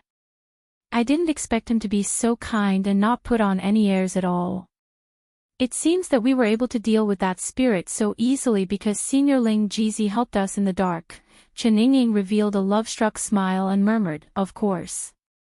During that grand ceremony, I once saw Martial Granduncle from afar. I didn't expect to be so close to Martial Granduncle in this life. I have to work hard to cultivate and strive to enter the ancestral court as soon as possible. I can't let Martial Granduncle down. Wu Qian said with some envy, I really envy you disciples of big sections. Wherever you go, you have elders protecting you, Chen Yingying said. If Sister Wu is willing, you can also join our Divine Talisman sect. With your cultivation, you should be able to enter the ancestral court directly. At that time, I'll have to call you Senior Sister Wu, Wu Qian said happily. Can I? Chen Yingying smiled and said, of course you can. You can come back to the sect with me now. Master can't wait for such a powerhouse to join the sect. The experience just now caused the distance between the two of them to quickly close. A moment later, they flew into the air hand in hand and flew towards the mountain gate of the Divine Talisman sect. At the same time, in the boundless fog of the ghost realm, a figure was rapidly moving forward. Wherever he passed, the fog would surge violently. Regardless of whether it was a low-level spirit body or a high-level soul body, when they felt that aura, they would instinctively avoid it. Qing Xuanzi and the others carefully walked in the fog and also felt the aura passing by in the distance. A Xuanzong disciple couldn't help but mutter in a low voice, the ghost realm is too dangerous. Let's not come here in the future. Compared to the Yao Nation, the ghost realm that was shrouded in fog was much more mysterious. No one knew how many secrets were hidden in the fog of the ghost realm. The inexplicable loss of memory, the snatching of soul power from their magic treasures, and the strange experience they had just experienced filled the hearts of several Xuanzong disciples with fear. They didn't want to come here again in their lives. Somewhere in the ghost realm, Li Mu slowly came to a stop when he reached the valley where he killed Yu Hun. The ghost realm was different from the Yao Nation. This place was filled with fog that couldn't be explored with divine sense. Even if one had a map, they had to be careful and follow the guidance of the map.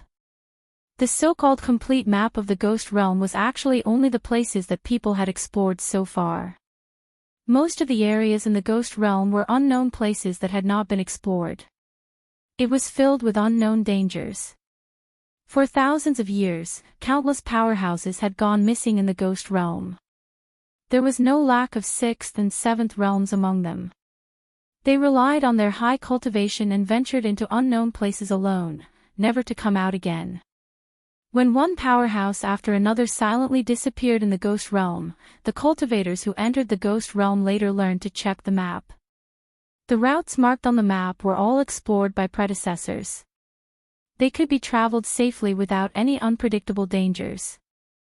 Although Li Mu's cultivation was at Dongxian and could even kill 7th realms, he didn't dare to wander around the ghost realm.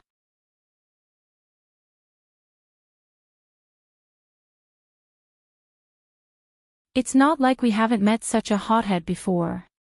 If we can get a flask heaven magic treasure, we'll have made a fortune this time.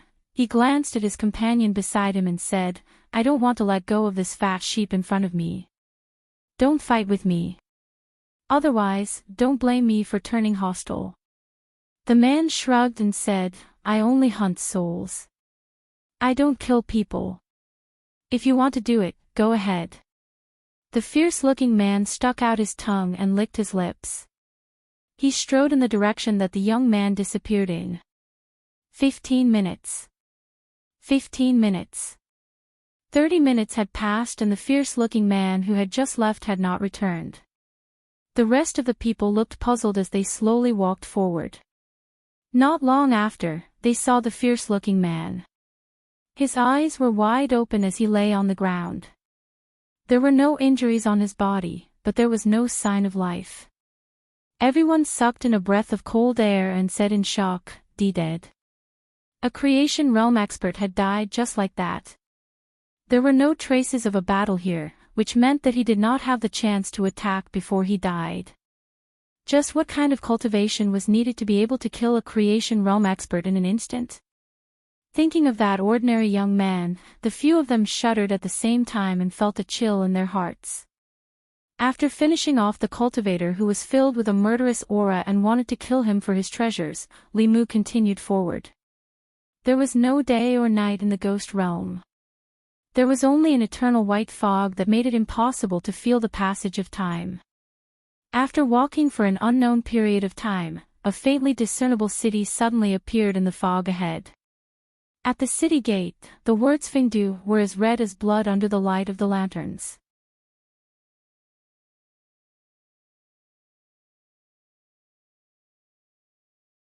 Chapter 579. The ghost realm was not like the Yao Nation, where one could casually occupy a mountain and use it as a cultivation cave. The fog that covered the ghost realm was filled with wandering souls. Although these wandering souls were souls, they were different from ghost cultivators. They did not have intelligence and would attack any living being or even their own kind. Moreover, they were very sensitive to spirit chi fluctuations. Once they sensed a living person or soul body nearby, they would actively search for it. Therefore, even ghost cultivators did not dare to be exposed in the wild for long periods of time. In order to avoid being disturbed by wandering souls, they built cities in the ghost realm and lived in groups, forming ghost cities. Fengdu was one of them. In the entire ghost realm, there were 5 major powers. 4 of them belonged to the 4 great ghost kings, and the last one was the Demon Path's soul hall. The master behind Fengdu's city was one of the 4 seventh realm ghost kings, Rakshasa King. Fengdu's city was on Limu's path. If he wanted to continue, he had to pass through the city. There was a rule in the ghost realm that had to be obeyed, and that was to strictly follow the map of the ghost realm. This was the experience of countless seniors who used their lives to conclude. If one changed the route on their own, the outcome would often be very miserable. At the gate of Fengdu City, dozens of figures formed a long line and slowly entered the city. Most of them were ghosts, and only a few were humans. The relationship between the ghost realm and the Great Zhou was not as tense as the relationship between the Yao Nation and the Great Zhou. In the wild, people often hunted ghosts, ghost hunters, and human hunters. However, in the main city, if people did not attack ghosts, ghosts would not attack people. Limu walked to the back of the line and silently followed them into the city. Fengdu's city was not a place that could be entered as one wished. Before entering the city, one had to pay 50 spirit jades. Those who did not have spirit jades had to pay the equivalent amount of soul power. It was like a large toll booth. Some stray cultivators who did not have enough money might not even be able to pay the entrance fee. After walking for about 15 minutes, it was Limu's turn. Limu took out the soul bottle that he had already prepared and took out a ball of soul power. The ghost soldier at the gate accepted the soul ball and glanced at him indifferently, then said coldly, "Enter." The city was covered by an array formation, so there was no fog. Limu walked into the city, and the first thing he saw was an incomparably wide street. It was much more difficult to build a city in the ghost realm compared to the outside world, so there weren't many cities here. However, each of them was very majestic.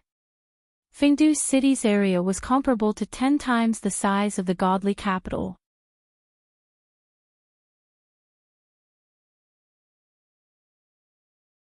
However, he just heard that today was the wedding day of Rakshasa King's son. All the reputable people in Fengdu City had gone to the Ghost King Palace to congratulate. Perhaps there was a chance to sneak in. Limu walked out of his room and came to the street. He walked in a certain direction. He had never been to Fengdu City before, but the place with the most powerful formation in the city must be the Ghost King Palace. The entire Fengdu City was filled with ghost chi. However, the Ghost King Palace was decorated with lanterns and colored banners. It was bustling with noise and excitement. Countless strong ghost cultivators were lining up to present their gifts. Limu stood at a distance and observed. He realized that sneaking into the Ghost King Palace was easier than he thought. The ghost soldiers at the entrance only recognized gifts and not people. As long as they presented enough gifts, they would let people in. Li Mu recalled the information he just heard. The Ghost King Palace seemed to only use the monthly wedding as a way to collect gifts and earn money. This was also a disguised form of exploitation of the ghost cultivators in Fengdu City. Li Mu walked slowly to the entrance and took out a fist-sized soul bottle that he had prepared beforehand. Inside it were the spoils of war that he had plundered from Qing Xuanzi and the others. The ghost soldier at the entrance of the Ghost King Palace opened it and took a look. He nodded and said, "Go in." They did not even register their names. The intention of the Ghost King Palace for the wedding was too obvious. However, this also saved Li Mu the trouble of making up an identity on the spot. He walked into the Ghost King Palace and followed the flow of people. He came to a huge palace. There were countless short tables placed in the palace. On top of each table was a pot of wine and a few simple dishes. The ghost region was filled with yin qi. Grains and vegetables from outside could not grow here. The ingredients for these dishes had to be purchased from outside. They were considered precious in the ghost region and were not commonly seen. In the palace, there were already many ghost cultivators sitting in groups of 3 to 5, whispering to each other. Li Mu found a corner and sat down cross-legged. He poured himself a cup of wine and held it in his hand, sipping it slowly. Suddenly, his gaze moved slightly. He looked at the few people in front of him from the corner of his eyes. A golden light flashed in his ears. Several level 5 ghostly cultivators were communicating with each other using their divine consciousness. Have you heard? A few days ago, a page of the Heavenly Book appeared in our ghost region. What's the Heavenly Book? It can't be. If you don't even know about the Heavenly Book, what are you cultivating for? The Heavenly Book is the most precious treasure in the cultivation world. Every time it appears, even if it's just one page, it will cause a storm of blood. This time, I'm afraid many people will die because of it.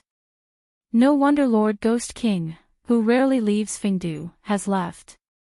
The temptation of the Heavenly Book is hard to resist even for 8th realm and 9th realm cultivators, let alone 7th realm cultivators. A ghost cultivator's eyes flashed. He said, "The Heavenly Book contains the great Tao of cultivation. I heard that this Heavenly Book is the long-lost Ghost Tao Heavenly Book. If we can get it, we might be able to cultivate to the Ghost King realm." Another ghost cultivator shook his head and said, "Forget it. The Heavenly Book is so precious. I'm afraid all the major forces in the ghost region will fight for it. It won't be our turn." That ghost cultivator said, "That's not necessarily true. If we're lucky." The ghost cultivator beside him glanced at him and said, "That page of the Heavenly Book last appeared in the land of the fallen gods.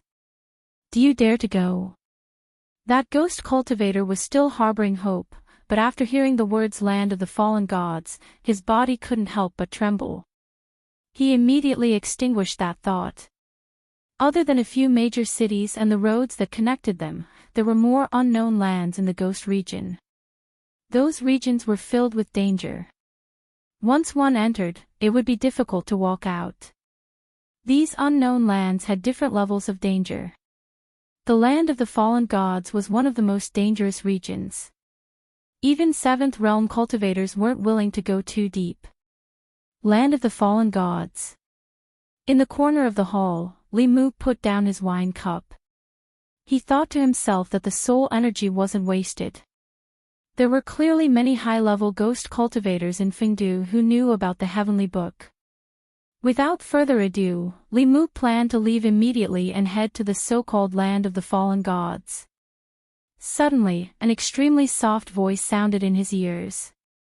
"If I had known, I would have waited for Lord Li. There's nothing we can do even if Lord Li is here. If Lord Li is here, we might be caught by the Azura King together. What should we do now?" The voice came from a side hall in the Ghost King Palace. Li Mu turned his head and looked in that direction. His expression was slightly startled.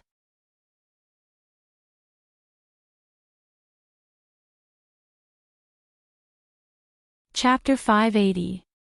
Fengdu, Ghost King Palace, in a side hall. A ghost woman floated into the side hall and placed a red wedding dress at the head of the bed. She said indifferently, "Change into this. It's almost time. Young master won't show mercy to women. If you anger him, you and the people around you won't have a good ending." Without waiting for the woman's reply, she floated out of the side hall. Beside the woman, the 4 spies of the bamboo guards looked worried. They were originally here to investigate the news of the heavenly book. When they were passing through Fengdu City, Commander Shengwan happened to be fancied by the son of Luocha King. After Commander Shengwan rejected him, the little Luocha wanted to forcefully kidnap them, and a conflict arose between them. Of course, the little Rakshasa and his subordinates were no match for them. However, the fight in Fengdu City quickly attracted Rakshasa King's attention. He sealed Commander Shengwan's magic power and brought them to Ghost King Palace. There was supposed to be a joyous occasion in the Ghost King Palace today. Little Rakshasa had changed the original bride and wanted to marry Commander Shengwan to him. Before they could find out about the heavenly book, they were already trapped in the unfamiliar ghost region. Shengwanli sat in front of the bed with an icy expression. She only regretted not listening to His Majesty and working together with Li Mu. If he was here, they wouldn't be in such a passive situation now. However, she also had her own pride in her heart. As the commander of the bamboo guards, if she needed other people's help for everything, how could she live up to His Majesty's trust?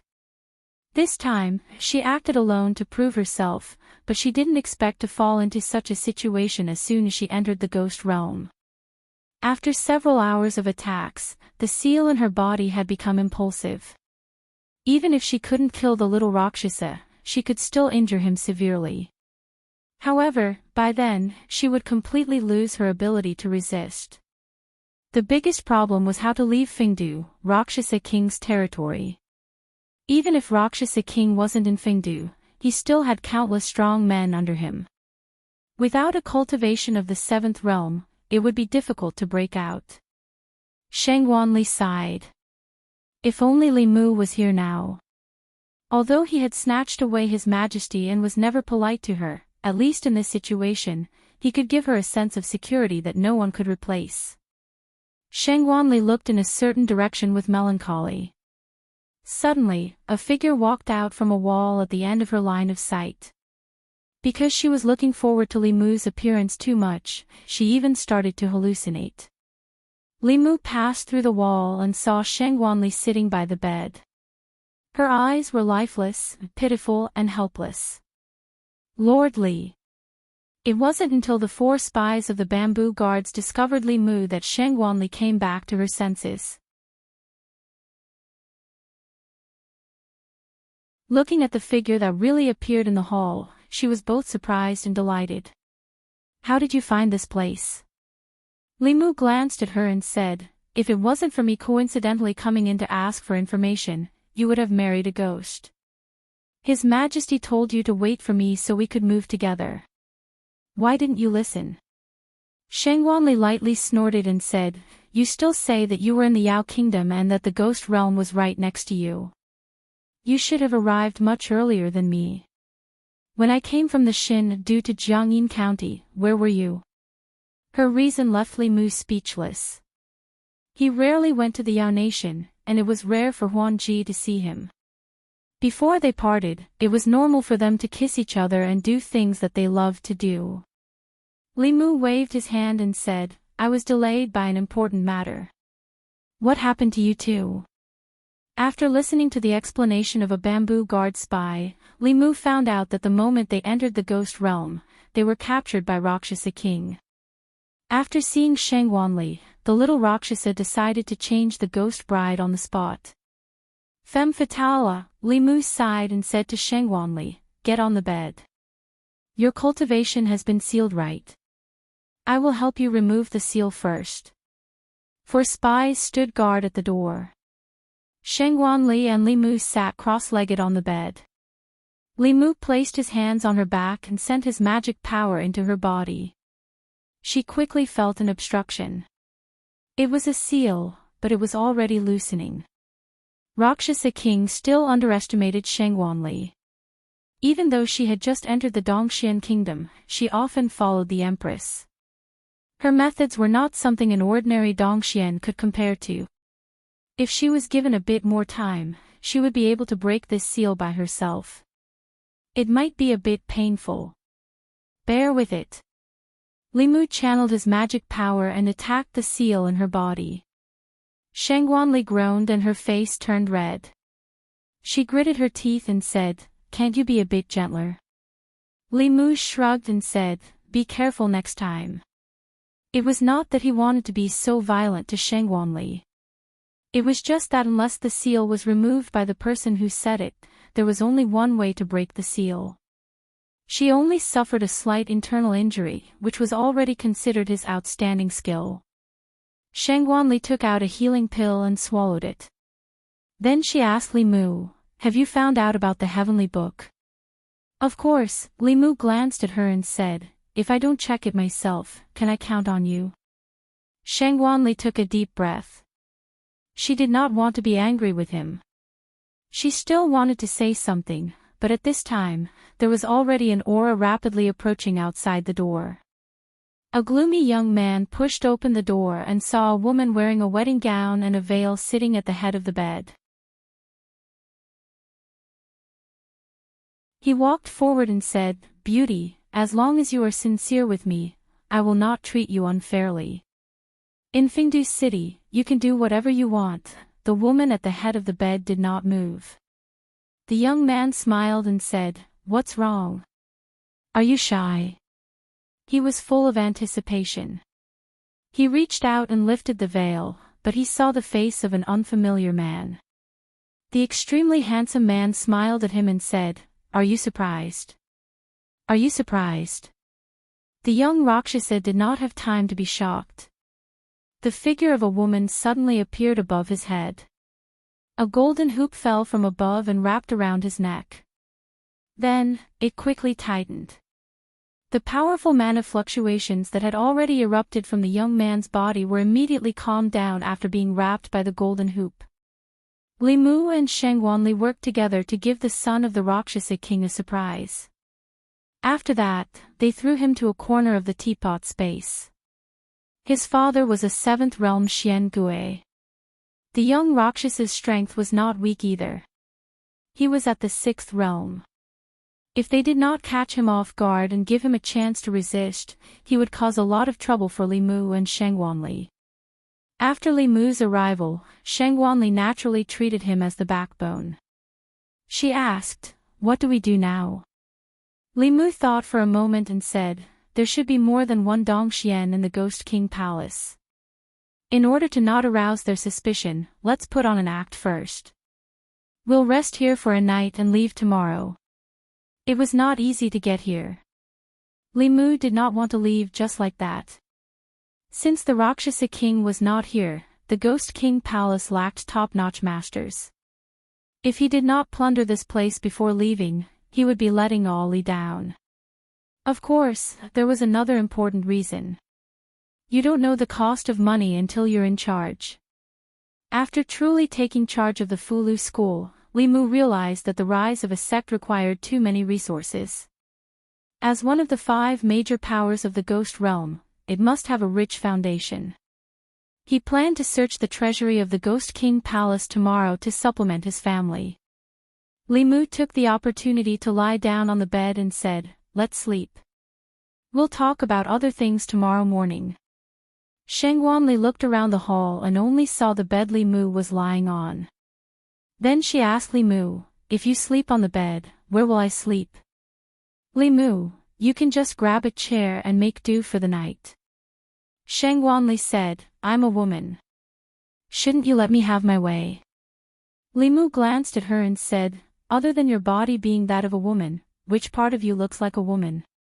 The first female official serving the Empress of the Great Zhou, the leader of the spies of the Great Zhou court. With her identity and the things she did not seem like a woman who should be let have her way. Moreover, would a woman like another woman?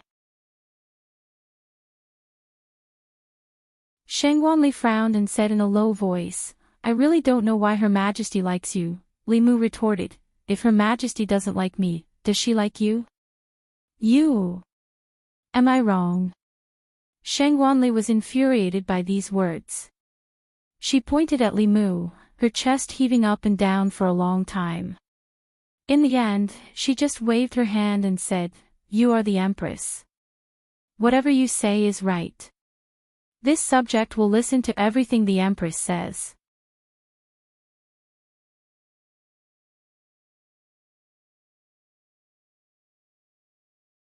Chapter 581.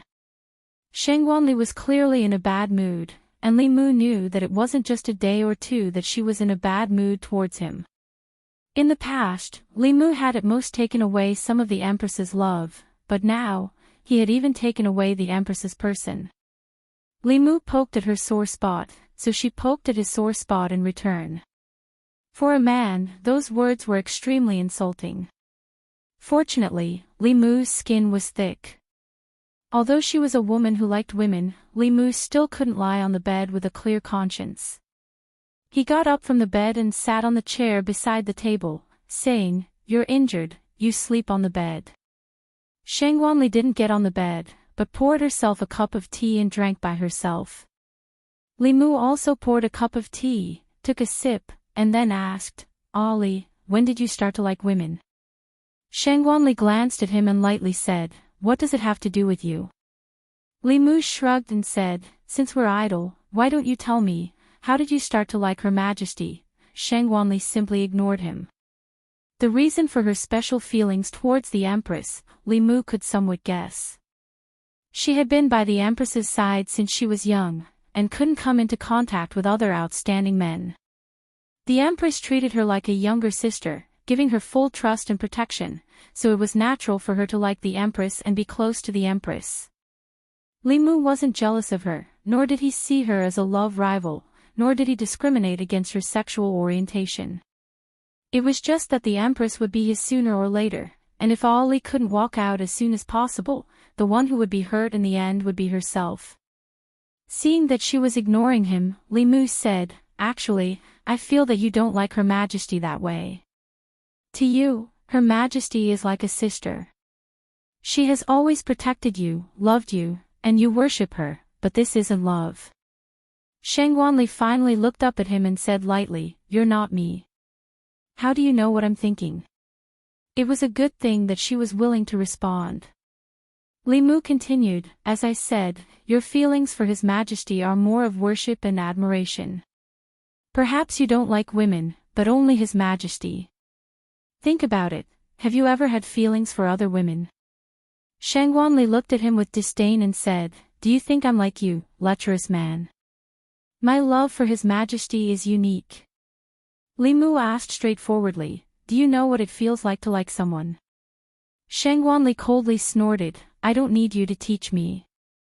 Li Mu said patiently, Liking someone doesn't mean that you want to be by her side for the rest of your life. Friends also have this idea. Think about Sister May. Don't you want her to be by your side all the time? Do you like her too? Shangwanli thought about it and immediately shook her head. Li Mu continued, Your feelings for His Majesty are not that kind of love.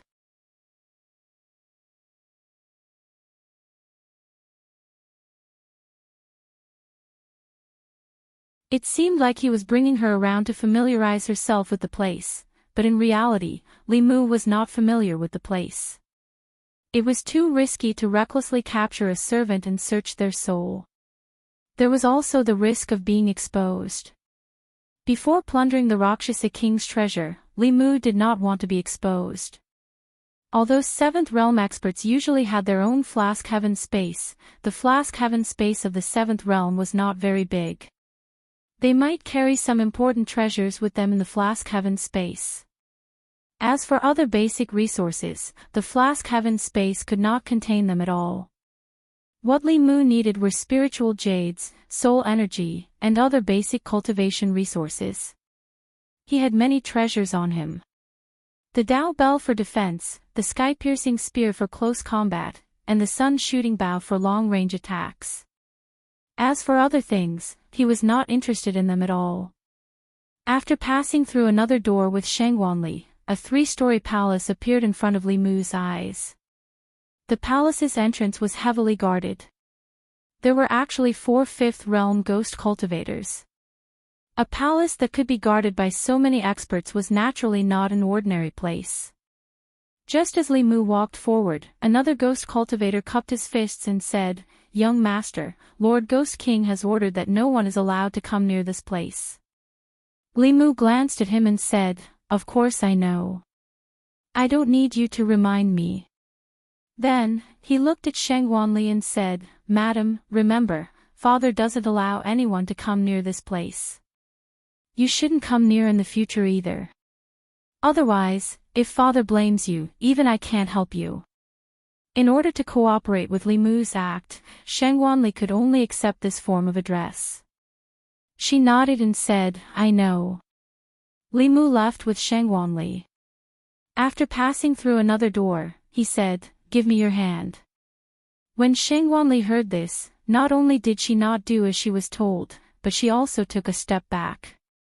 She hid her hands behind her back and looked at Li Mu warily. A few black lines appeared on Li Mu's face.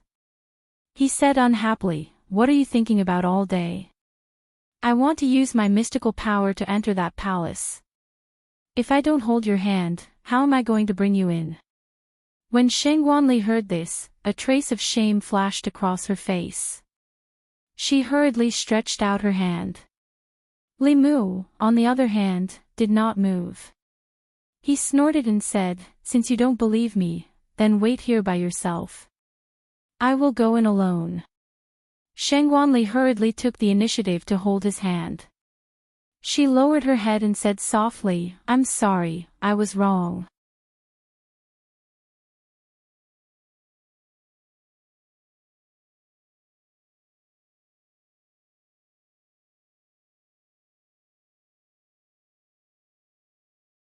The ghost servants in the manor kept bowing to them. "Greetings, young master and young madam." Li Mu's expression was cold and arrogant as he ignored these ghost servants. The little Rakshasa king was usually this arrogant in the manor, so it wouldn't attract any suspicion. If he could avoid conflict, it was best not to. He wasn't afraid of the Rakshasa king, but once his identity was exposed, the devil path might send experts to capture him. If it was someone like the Yu and Ming elders, Li Mu wasn't afraid. If he couldn't win, he could always escape. However, if there was another 10,000-year-old monster like Blood River and a Devil Path Elder, his situation wouldn't be optimistic. Returning to the side chamber, Li Mu first kept the 4 bamboo guard spies in the Demon Emperor's space. Then, he planned to leave with Shangwanli directly to the land of the fallen gods. When the Rakshasa king returned, he would find that his treasury had been emptied by Li Mu. When he walked out of the side chamber, a figure floated in front of him. It was an old man. When he saw Li Mu, who had turned into the little Rakshasa king, he didn't show much respect. He just cupped his hands and said lightly, "Young master." The little Rakshasa king had a 6th realm cultivation. Li Mu couldn't search his soul, and he didn't know the ghost cultivator in front of him. In this situation, it was better to say more. He glanced at the old man and said, "I'll bring young madam out for a walk." The old man didn't think much and stepped aside. Watching the two of them walk away, he just shook his head. For someone like the little Rakshasa king to be able to cultivate to the 6th realm, it was all because he had a good father. This time, he found a human 6th realm Tao companion. His cultivation might be able to advance even further. To think that he had cultivated bitterly for 100 years to reach his current realm. In this world, there was really no comparison between ghosts. Li Mu and Shangwanli held hands intimately and walked safely to the entrance of the Ghost King Palace. About 10 steps forward, they were outside the palace. At this moment, more than 10 figures suddenly rushed in from outside. These were all female ghost cultivators. They were quite good-looking, and their cultivations ranged from the 3rd realm to the 5th realm. When they saw Li Mushi, these female ghosts rushed over in a flurry. Husband. You haven't been to her place for a long time. You can't forget about your old love just because you have a new one. Surrounded by these female ghosts, they wanted nothing more than to press their soft and perky bodies against Li Mu. More than 10 pairs of hands touched his body naughtily. Li Mu instinctively pushed away the things on his body and took 2 steps back. This feeling of being surrounded by strange female ghosts and touching his body made him extremely uncomfortable. However, this action caused a female ghost at the peak of the 5th realm to change her expression. She had been with the little Rakshasa king for 10 years and was one of the people most familiar with him. The person in front of her looked like the little Rakshasa king, but he felt very different from the little Rakshasa king. She stretched out her arms and stopped her sisters. After taking a few steps back, she stared at Li Mu and said coldly, "You're not the little Rakshasa king. Who are you?" A female ghost behind her said in surprise, "Sister, what are you talking about? He's obviously our husband." "No, he's not." The female ghost stared at a certain spot on Li Mu's body, then looked at her own hands and said in a low voice, "He's not the little Rakshasa king. The feeling doesn't feel right."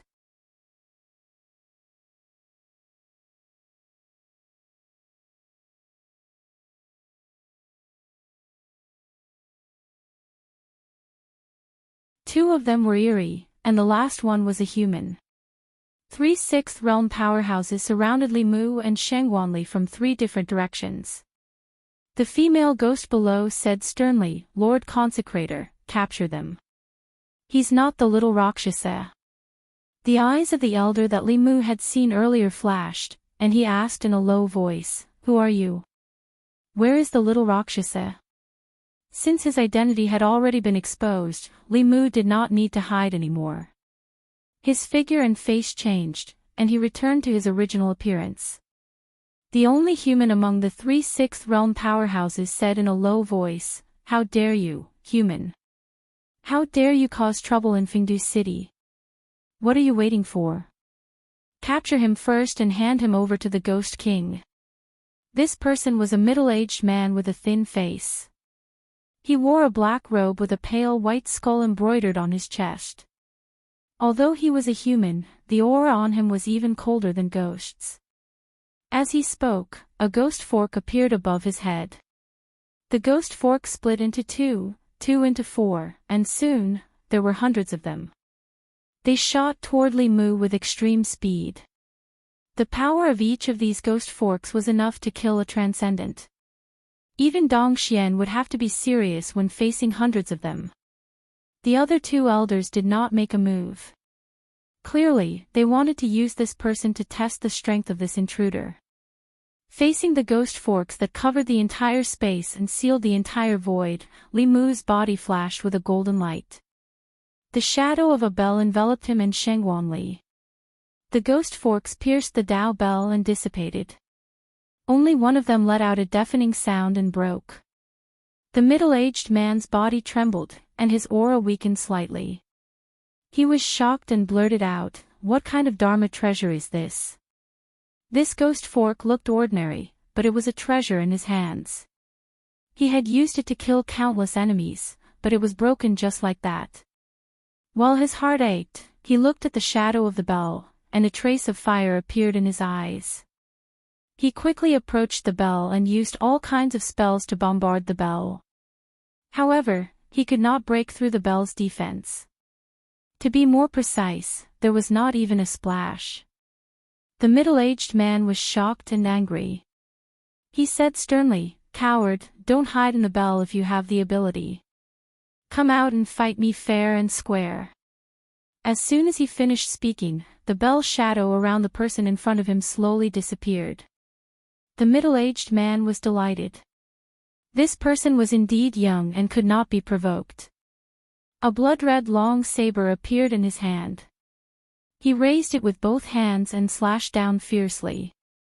A blood-red saber light that was hundreds of feet long locked onto Li Mu and reached him in an instant. When the middle-aged man took out the blood-red long saber, the two old ghost cultivators revealed a smile on their faces. The cultivation world was incomparably cruel.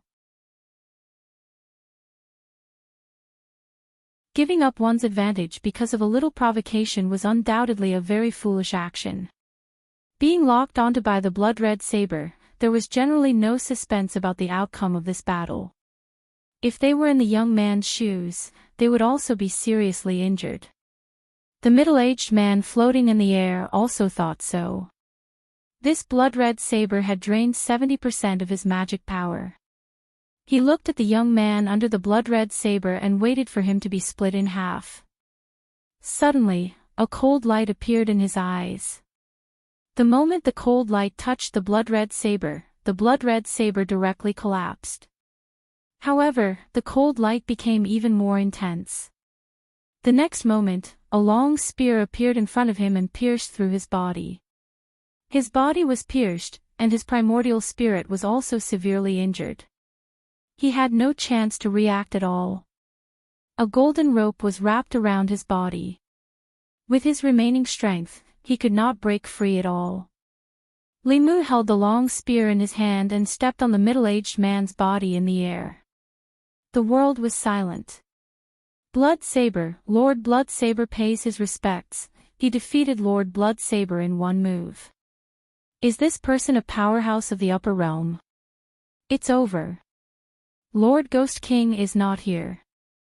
With such a powerhouse invading, Fengdu City is going to welcome a big change. There was a lot of discussion in Fengdu City.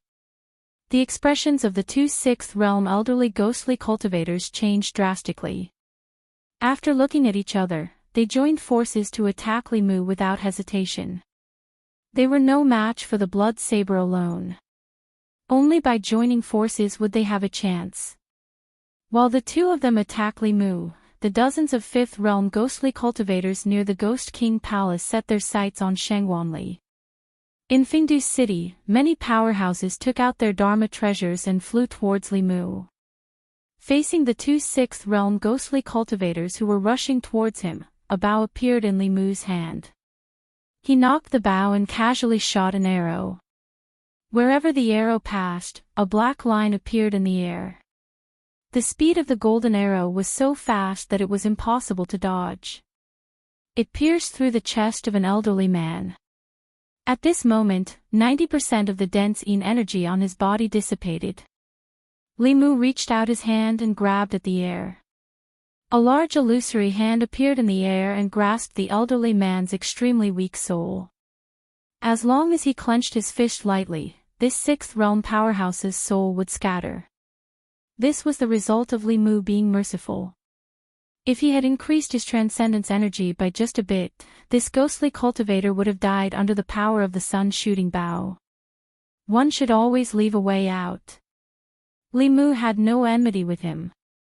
There was no need for him to be calculative with a worker ghost under the Rakshasa king. One spear and one arrow.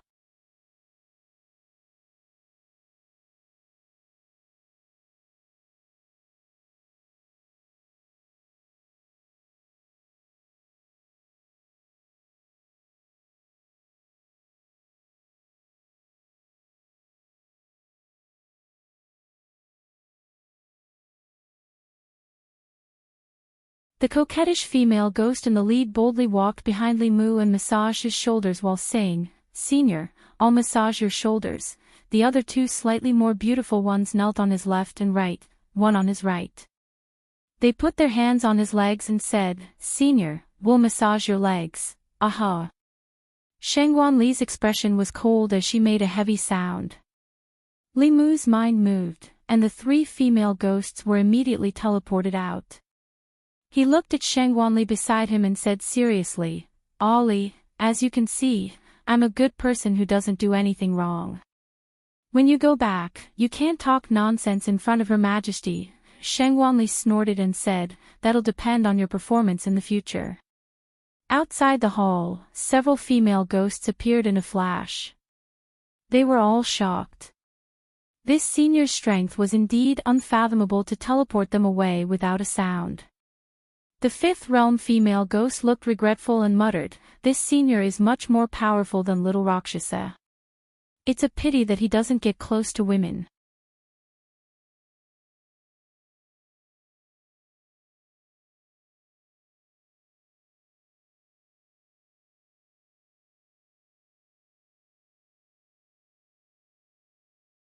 And nothing. A smile appeared on little Rakshasa's face immediately. "Brother, I didn't know that I had offended the two of you.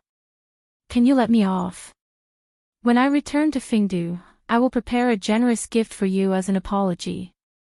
My father is the master of Fingdu and there are countless treasures in his treasury," Li Mu said. "Are you talking about that 3-story palace? I've already emptied everything in there." Little Rakshasa was stunned and said in shock, "What?" Li Mu looked at him and said indifferently, "Otherwise, where do you think the spirit jades, soul energy, and elixirs you saw in my cave abode came from?" After little Rakshasa came back to his senses, his heart was bleeding. Those were all his treasures. After his father's lifespan ended and he died, the entire Fingdu was his. This damned man took the treasures that were supposed to belong to him. Soon, he realized that now was not the time to feel sorry for these things. His life was the most important. He pretended not to care and said, "I still have dozens of wives and concubines. All of them are as beautiful as flowers and can be used as good cultivation furnaces. If brother wants, I can give them all to you," Li Mu said calmly. "I've already dismissed all your wives and concubines." Little Rakshasa was stunned again. His wives and concubines, so many of his wives and concubines, were dismissed. Why? His treasures were stolen and his wives and concubines were dismissed. What exactly happened in Fingdu while he was trapped? At this time, Li Mu said again, "Stop talking nonsense and continue scouting. Otherwise, don't blame me for being impolite." Thinking about what happened just now, little Rakshasa's body trembled. He could only continue flying forward. He was no match for this adulterous couple. If he didn't do as they said, he would probably die here. However, this place was full of threats. If he wasn't careful, he still couldn't avoid the fate of death. Just as he was feeling sorrowful and helpless, he suddenly felt an extremely strong suction force in front of him. A black crack rapidly expanded in front of his eyes. Little Rakshasa activated all his magic power, but he still couldn't avoid flying in that direction. "My life is over." Just as little Rakshasa had this thought, an illusory palm suddenly condensed in the void. Before he could touch the spatial crack, it scooped his soul out. Li Mu clapped his hands and said, "Change direction and continue." The divine abilities of the dragon race were indeed extraordinary. Under the chaotic power of space, many divine abilities couldn't be used. However, fishing the moon in the water, that he learned from the dragon race's heavenly book wasn't affected. At this time, an aura suddenly approached from behind. A transparent soul came from behind and pounced at Shengwanli. This soul's strength was extremely terrifying. It emitted a 6th-level aura. When it was only a few feet away from Shengwanli, Li Mu softly said a word. "Freeze." The soul's body froze in the air for a moment. Then, it was pierced by an illusory sword. The soul became more and more transparent. Then, a spear burst out and pierced its body. The soul's body was already extremely transparent. In the end, it collapsed under countless purple lightning bolts and turned into pure soul power, which was collected by Li Mu. There were two dangers in the unknown lands of the ghost realm. The first was the space that could collapse at any time.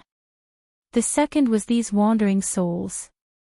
Outside the unknown lands, most of the wandering souls encountered were of the lower 3 realms. 4th and 5th level were rare. However, within the unknown lands, 5th-level ghosts could be seen everywhere. 6th-level ascent souls also appeared frequently. Although Dongxuan's experts could defeat Essence Soul Realm wandering souls, they still had to wait for a while. If several Essence souls swarmed together, Dongxuan's cultivation was also at risk of dying. Little Rakshasa saw Li Mu kill an Essence soul with the same cultivation as him as if he was killing a chicken. His throat moved. When he saw Li Mu looking at him, he immediately said, "I'll continue to explore, continue to explore." While little Rakshasa was filled with anger and helplessness, he continued to explore. The long silence in the unknown lands of the ghost realm was broken. Somewhere in the fog, Mingyi led close to 100 figures forward. At the front, a vengeful spirit was slowly moving. Suddenly, the space was filled with spiderweb-like cracks. This vengeful spirit did not even have time to scream before he was swallowed. The Hall of Souls group slowed down. Mingyi casually pointed at a soul in front and said, "You, go up." That vengeful spirit trembled. He did not dare to disobey the elder's order and carefully moved forward. After 15 minutes, he screamed again and was swallowed into a spatial crack. Mingyi's expression was calm as he continued, "Next," in another part of the fog.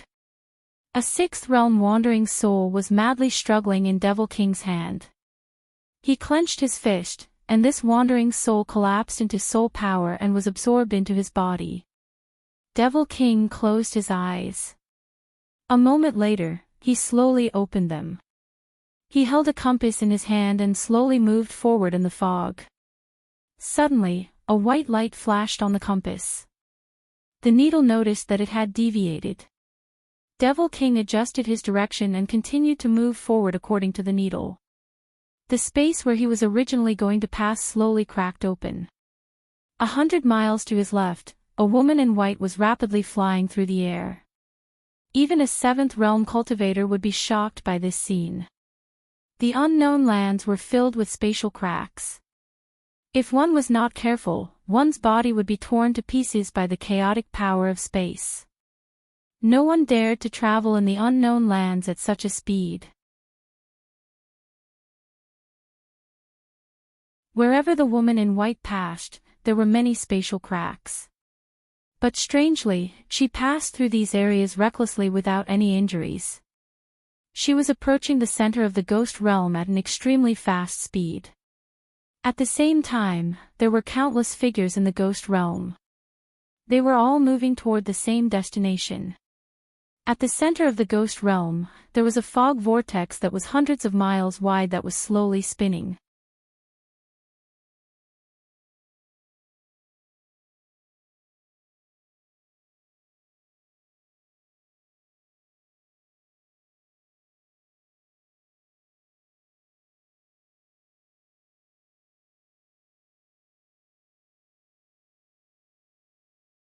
They were shocked. Before they could make any preparations, another ray of golden light attacked from the front. Swoosh! Within the golden light was the shadow of a whip. It arrived in an instant and whipped them. The 4 ghost cultivators, who were already severely injured, dimmed again. They were even on the verge of collapse. At this moment, another 4 golden hoops descended from the sky and looped around their necks. After being bound by the golden hoops, their cultivation was also sealed. They were tied together by a rope and instantly lost the ability to resist. The entire valley was deathly silent. The 4 sixth realm ghost cultivators were the first to launch a sneak attack. They were actually captured by the 2 people in an instant. The 2 people's cultivation was not much different from theirs. However, their coordination was too good. Their Dharma treasures and Abhijna were also specialized in suppressing souls. Especially that illusory small sword, it made all the ghost cultivators present tremble in fear. The scene just now happened too quickly. The ending was too shocking. Some of the ghost cultivators subconsciously shifted their gazes away. They no longer dared to have any ideas about the 2 people. Li Mu casually kept the 4 ghosts in the Demon Emperor's cave abode. He would slowly train them when he had the time. The subordinates that the 4 ghost cultivators brought along stood in a daze. They were fine when they arrived. They followed the Ghost King and narrowly avoided countless dangers. Now that the Ghost King was captured, how were they going to return? A few Fifth Realm ghost cultivators from the Four Forces gathered their courage and walked in front of Limu.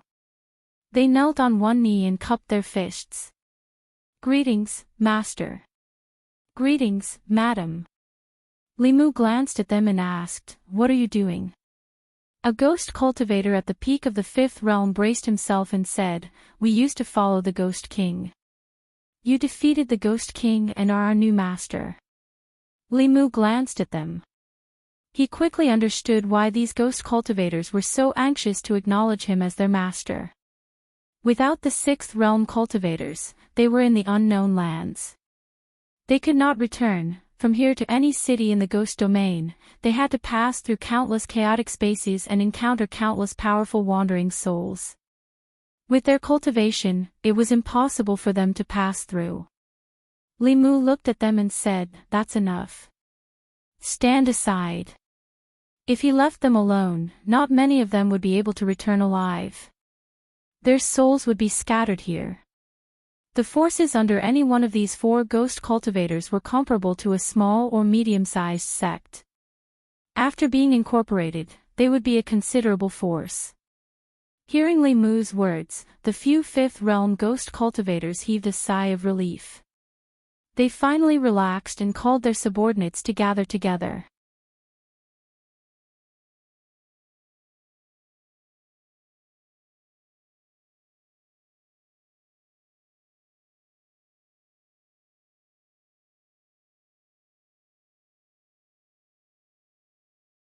Chapter 587.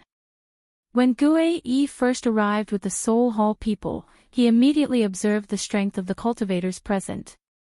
The one wearing a black dragon robe and followed by a Realm 6 ghost cultivator was one of the four ghost kings, King Yama.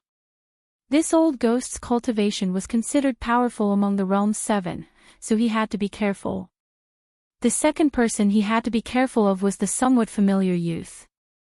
Although Gue could not see anything, his intuition told him that this person was not to be trifled with.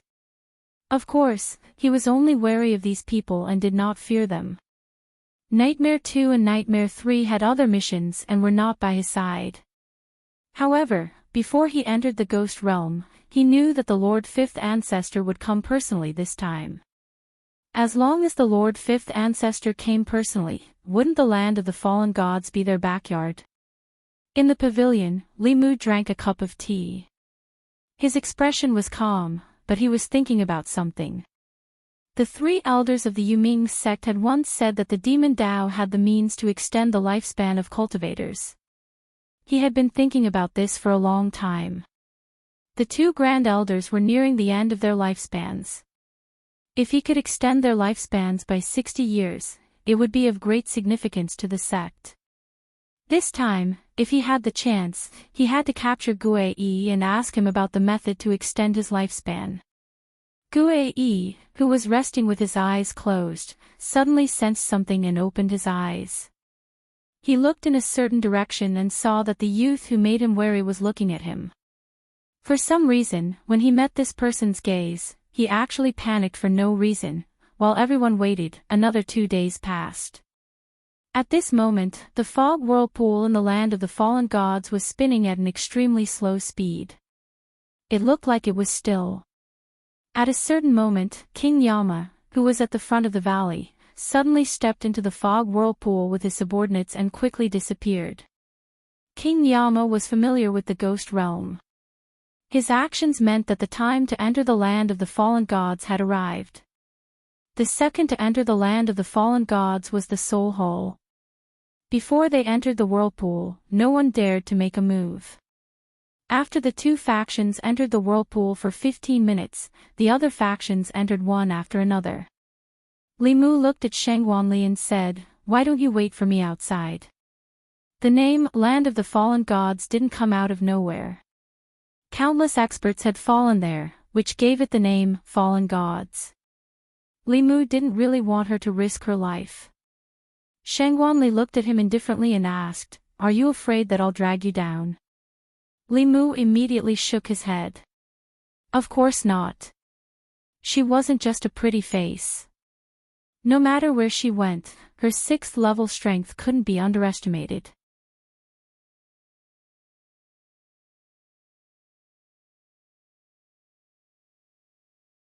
Among these hundreds of wandering souls, there were 5 that were close to the 6th level.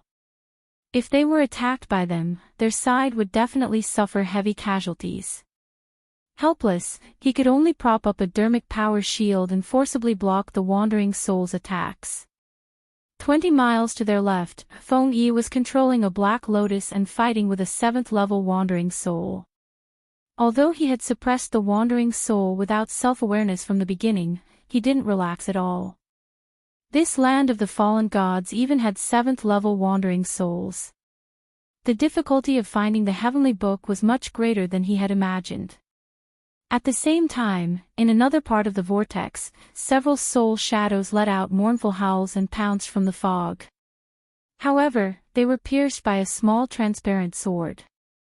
Then, a golden whip flashed past, and these soul shadows collapsed into soul power, which was collected by Li Mu in a soul bottle.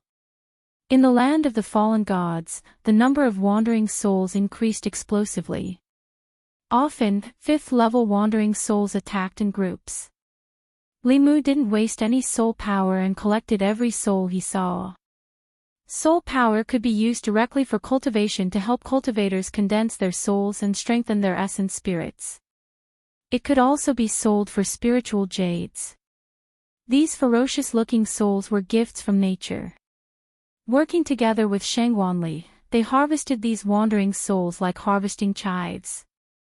Not only was Li Mu not afraid, but he also hoped that there would be more wandering souls. As soon as he had this thought, the fog to one side suddenly surged rapidly. Countless wandering souls flew out of the fog and surged towards Li Mu and Shangwanli. Li Mu could sense no less than 5 6th level auras in this wave of souls. He didn't know how many 5th level wandering souls there were. It was impossible to kill them all. He and Shangwanli couldn't kill them all in a short amount of time. Once they attracted even more souls, they would be trapped here until they died. The power of space in the land of the fallen gods was extremely chaotic. It was best not to enter the Demon Emperor's dwelling, or they might appear directly above a spatial crack when they came out. In a moment of desperation, Li Mu recited the Heart Sutra. His body emitted a blinding golden light. When the golden light appeared, the soul wave that was charging towards them suddenly stopped. These wandering souls actually had looks of disgust on their faces. They avoided Li Mu and turned to charge towards Shangwanli. Li Mu held Shangwanli's waist. The Buddhist light completely covered their bodies. The wandering souls circled around them and didn't continue to attack. They didn't seem to want to get close to the Buddhist light of the Heart Sutra, but they didn't want to leave either. Shangwanli lowered her head and looked at Li Mu's hand on her waist.